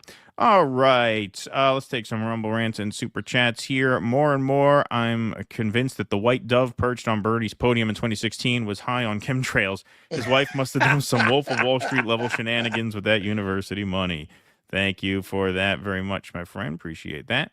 Let's see where we are at in terms of Rumble rants. Okay, I think we got almost all of them. We have some more that we'll do here. Was that Bernie Sanders or did Dick Cheney finally get some blood injectors of kids to look more youthful? Trump is even more peaceful than Canada in aspects. Thank you for that. Virtuoso, thanks for the $2. Says Bernie is an Alexei Navalny Democrat as well. That is right. All right, I'm going to throw in a non-super chat. Mastermind Hour. I thought Dan lost his eye investigating glory holes in Washington. Yeah, right. Yeah, there you go. All right. Why don't we move on? We could do one more. This is a quick one. Quick, I got to get going. All right. I feel like this is a good one because, we should end on some positive news. We'll end with a heartwarming story here. Native American activist Leonard Peltier, freed from prison, is welcomed on North Dakota reservation. Native American activist Leonard Peltier was defiant toward the government but grateful for his supporters as they welcomed him home to North Dakota on Wednesday, a day after his release from a Florida prison where he had been serving a life sentence in the 1975 killings of 2 FBI agents. Peltier, 80, grew emotional as he addressed about 500 people who gathered at the festive event that included food, a drum circle, and dancers at a center in Belcourt. The small town is just south of the Canadian border on the Turtle Mountain Band of Chippewa Indians reservations. Then President Joe Biden commuted Peltier's life sentence to home confinement, leading to his release Tuesday from the Coleman Penitentiary. Peltier was convicted of 2 counts of first-degree murder and given 2 consecutive life sentences stemming from a 1975 confrontation on the Pine Ridge Indian Reservation in South Dakota. FBI agents Jack Kohler and Ronald Williams were killed, and while Peltier acknowledged firing shots during the confrontation, he denied being the person whose shots killed the men. Native Americans widely believed he was a political prisoner who was wrongly convicted because he fought for indigenous rights as a member of the American Indian movement. Now, the AP article doesn't really get into many of the details of the case, as you would expect they wouldn't, but here's from freeleonard.org. They lay it out a lot better, I would say. On June 26, 1975, 2 FBI agents in unmarked cars followed a pickup truck onto the Jumping Bull Ranch. The families immediately became alarmed and feared an attack. Shots were heard and a shootout erupted. More than 150 agents, goons, and law enforcement surrounded the ranch. When the shootout ended, the 2 FBI agents and 1 Native American lay dead. The agents were injured in the shootout and were then shot at close range. The Native American, Joseph Stuntz, was shot in the head by a sniper's bullet.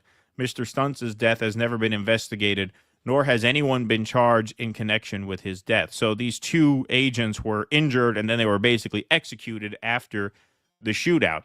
According to FBI documents, more than 40 Native Americans participated in the gunfight, but only AIM members Bob Robideau, Darrell Butler, and Leonard Peltier were brought to trial.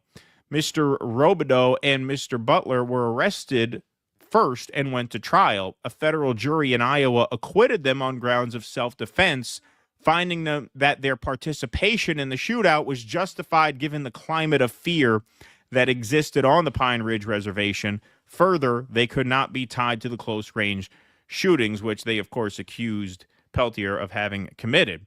Leonard Peltier was arrested in Canada on February 6, 1976, along with Frank Blackhorse, a.k.a. Frank DeLuca.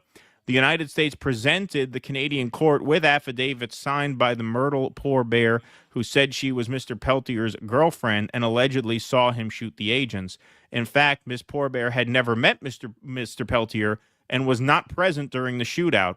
Soon after, Miss Poor Bear recanted her statements and said the FBI threatened her and coerced her into signing the affidavits.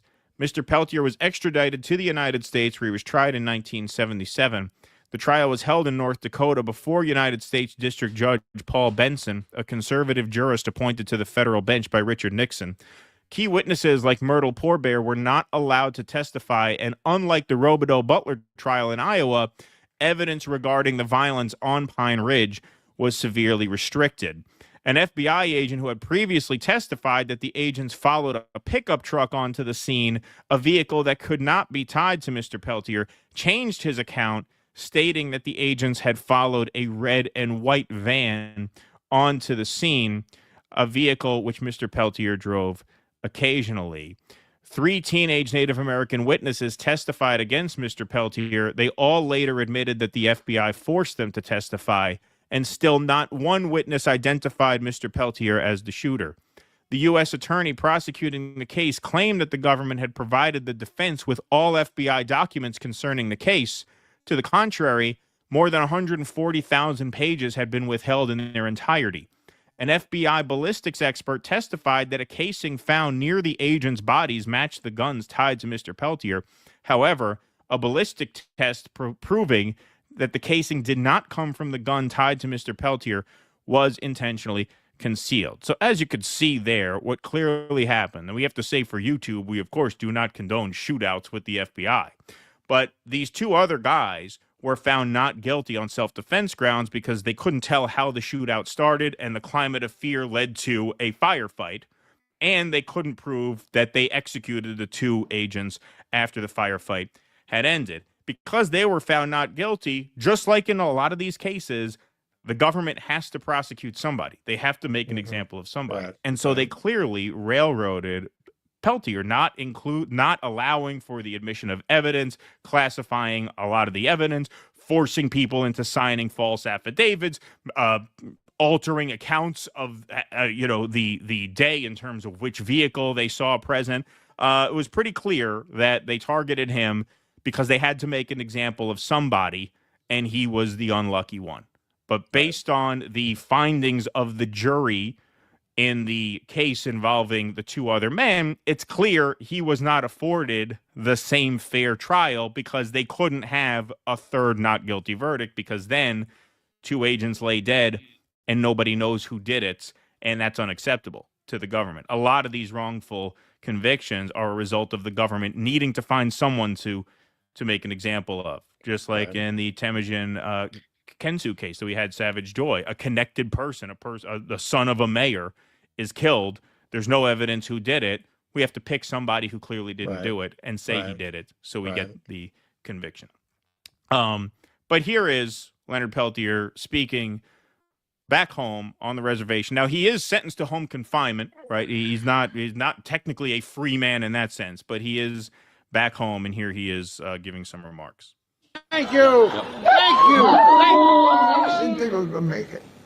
I'm proud of the positions I've taken to help fight for our rights, for survival. I was 13 years old in 1958 when they came to Turtle Mountains here, and they said that we got to be terminated.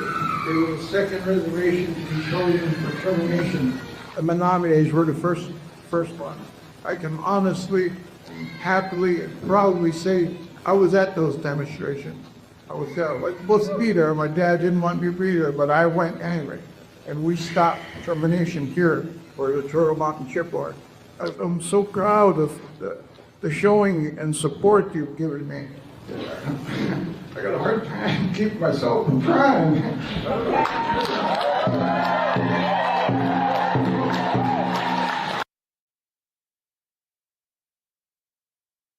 Can't hear you. Sorry, our maintenance guy's fixing our microwave, so he's had the power tools working. Somebody may want to ask him how all of these, illegal European immigrants got here in the last in the last 50 years.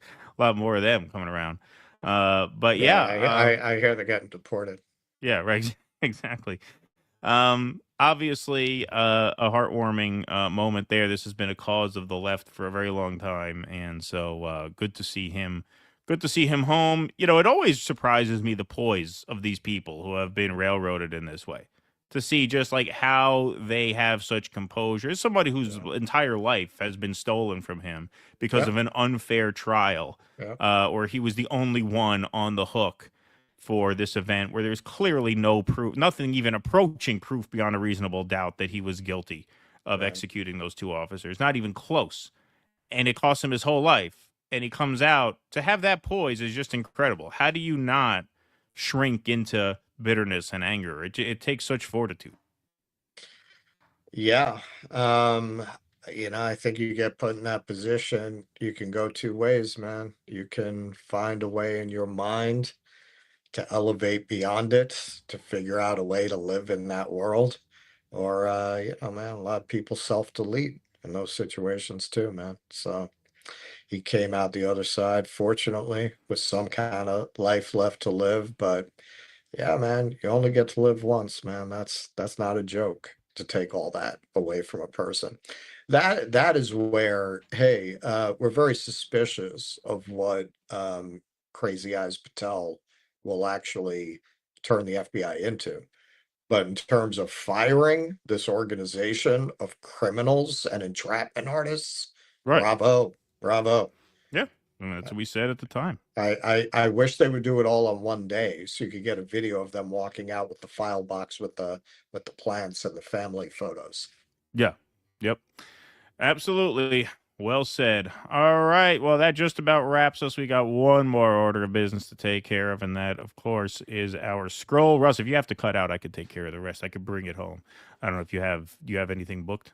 I mean, you're almost done, right? I'm almost done. Yeah, that's it. We have made it to the end, folks. And if you would like to help support the show, you can become a member at patreon.com/DoDissidents, DoDissidents.substack.com, or you can join our locals, DoDissidents.locals.com. If you're watching on Rumble right now, see, there's the power tools. If you're watching on Rumble right now, you can click that bright red join button underneath the screen and sign up to our locals page. That's just $5 a month. You get bonus content, bonus live streams, bonus movie nights. You get call-in access to our post-show live stream Q&As on Rumble every Sunday night. We got to pick a movie for this month. It's getting toward the end. February's a short month. Oh, that's right. And this trip is coming up. Yeah, so we got to figure that out. Maybe, we'll have to think about that. But those are the perks, folks. We could not survive this show. We could not do this show without our members. You guys are the backbone of the show. So Bob Roberts. DoDissidents.locals.com. Yeah, I love Bob Roberts. The Bob Roberts is a great one. That's one of my favorites. There's do Bob Roberts. Yeah, that'd be fun. I love Bob Roberts. That's a great one. We could do Bob Roberts and Arlington Road as a Tim Robbins dissident double feature. I'm watching. He's in a show I got into because you and Jimmy enticed me into watching Severance, so now I have Apple TV. Right. Their show Silo is actually very good. Tim Robbins is in it. Oh, okay. All right. I didn't know that.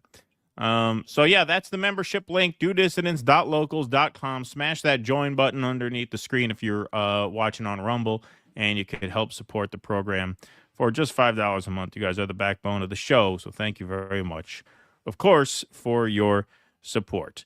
All right, we're going to take the rest of these chats and rants, and then that's it. We're out of here till Saturday. By the way, Saturday, we will be live on YouTube and Rumble. We're going to start the stream at about, I'm going to say 12:30 Eastern Time, 9:30 Pacific. And then the Worker Strike Back Conference gets started right at 1 p.m. Eastern, 10 p.m. on the 10 a.m., pardon me, on the West Coast. Immigrant workers do not drive down wages. Bosses do. Know your enemy. Dividing the working class enables the bosses to do anything they want.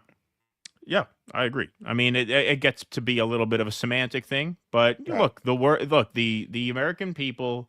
This is why we talk about the peasant mind, right? The American people have been brainwashed. Their default position, their default instinct, is to punch at the other worker, not at the boss. Yeah. And that especially now, it's worse. It's worse than I think it's ever been. You know, you listen to a song like "Fortunate Son." It was like this working class anthem. They'd never write that song today, man. Like, because the audience it's aimed at is too busy sucking off Elon now. Like they wouldn't even take that whole sensibility of like, yeah, goddamn it, the rich man takes everything and it just leaves him what's like all that shit's gone. It's gone. What are you jealous? Right. What are you jealous? Right. Now you criticize a rich person. You got some fucking Yahoo saying we're jealous. Right. Yeah, exactly. He earned that house up on the hill. Right. I got to drink the piss that rolls down. You know, that's on me. I got to work harder. Yeah, Gotta work harder. Yep. Lonesome Roads wasn't too good for supplements, and neither are you. There you go. Thank you, Shady Deals. What do we got here? Stanislav, thanks for the $10. During the Hedges interview, Chris described Trump's diplomatic turn toward Russia as pandering to the autocrat in Moscow. How is this different from Sanders, Matt Alhag at all? Well, I would say it's different because Hedges spoke out against the Ukraine war when it started. It's a central difference. Right. I mean, that's a pretty essential difference. Now, you know, I thought that's more he's putting an analysis on Trump's motives. Right. He's not saying, no, we should be continuing this war. war. He's not saying we should continue the war. He's saying Trump is more attracted to Putin because he sees himself more in Putin than in Zelensky. You know, I don't know whether or not I agree with that. I mean, I could have pushed there, but I don't know whether I agree with that or not. I can't read Donald Trump's mind. To me, that's not as important a question as is he going to try and wrap this up or not. I think there could be a certain affinity for strongmen inside Trump. I think that's perfectly plausible. I don't think that's unreasonable. I also think it's reasonable to interpret in Trump that he just doesn't like war. He sees it as wasteful and ugly and mostly unnecessary.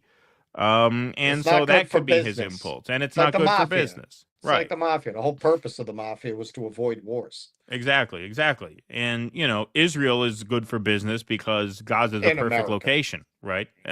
Gaza is a beautiful location. So there's a big business opportunity there. But, you know, in terms of like what in his mind brings him to this position, yeah, Hedges could be onto something. Maybe he isn't. Maybe Trump has more genuine anti-war sensibilities. To me, that's kind of a minor point. It's sort of like analyzing Trump's motives. Now, if Hedges were saying Trump sees himself in Putin, and that's why we have to fight Putin, and that's why we got to go full bore in Ukraine, that'd be different. But that's not what he said. He said the complete opposite, actually. Then we would have had to throw the gasoline on the relationship. And yeah, right, exactly. No, Hedges wrote a great article when the war started called "War is the Greatest Evil." And he described in very disturbing detail that a war reporter like Chris Hedges would know better than most of us what it means to champion a war like this and why we shouldn't. So, yeah, I mean, he ultimately has the issue right, you know. Right. Yeah, exactly. So that would be my answer to that. All right, folks. Well, we are going to close the lights on today's stream. Join us on Saturday, 12:30 Eastern, 9:30 Pacific, for all-day coverage of the Worker Strike Back Conference, which will feature many a special guest. Omali Yeshitela is submitting a video to the conference. We are almost certainly going to have him on the program at some point. We will have Kit Cabello, Nick Cruz, Pete and Jen from Generational Change will be here. They are also co-streaming the event. They were very helpful putting Kshama in touch with some general strike organizers, so that's great. Yeah, that'll be a fun day. That'll be an all-day affair, so we hope that you guys can join us for that. Join our newsletter. Our Substack will send you all the links. You'll see the links on YouTube if you follow us there. Rumble, same thing. Twitter, of course. Thank you all very much for being here today. Appreciate you all as always. Until we see you again, be safe and be well. Correct. Please clap.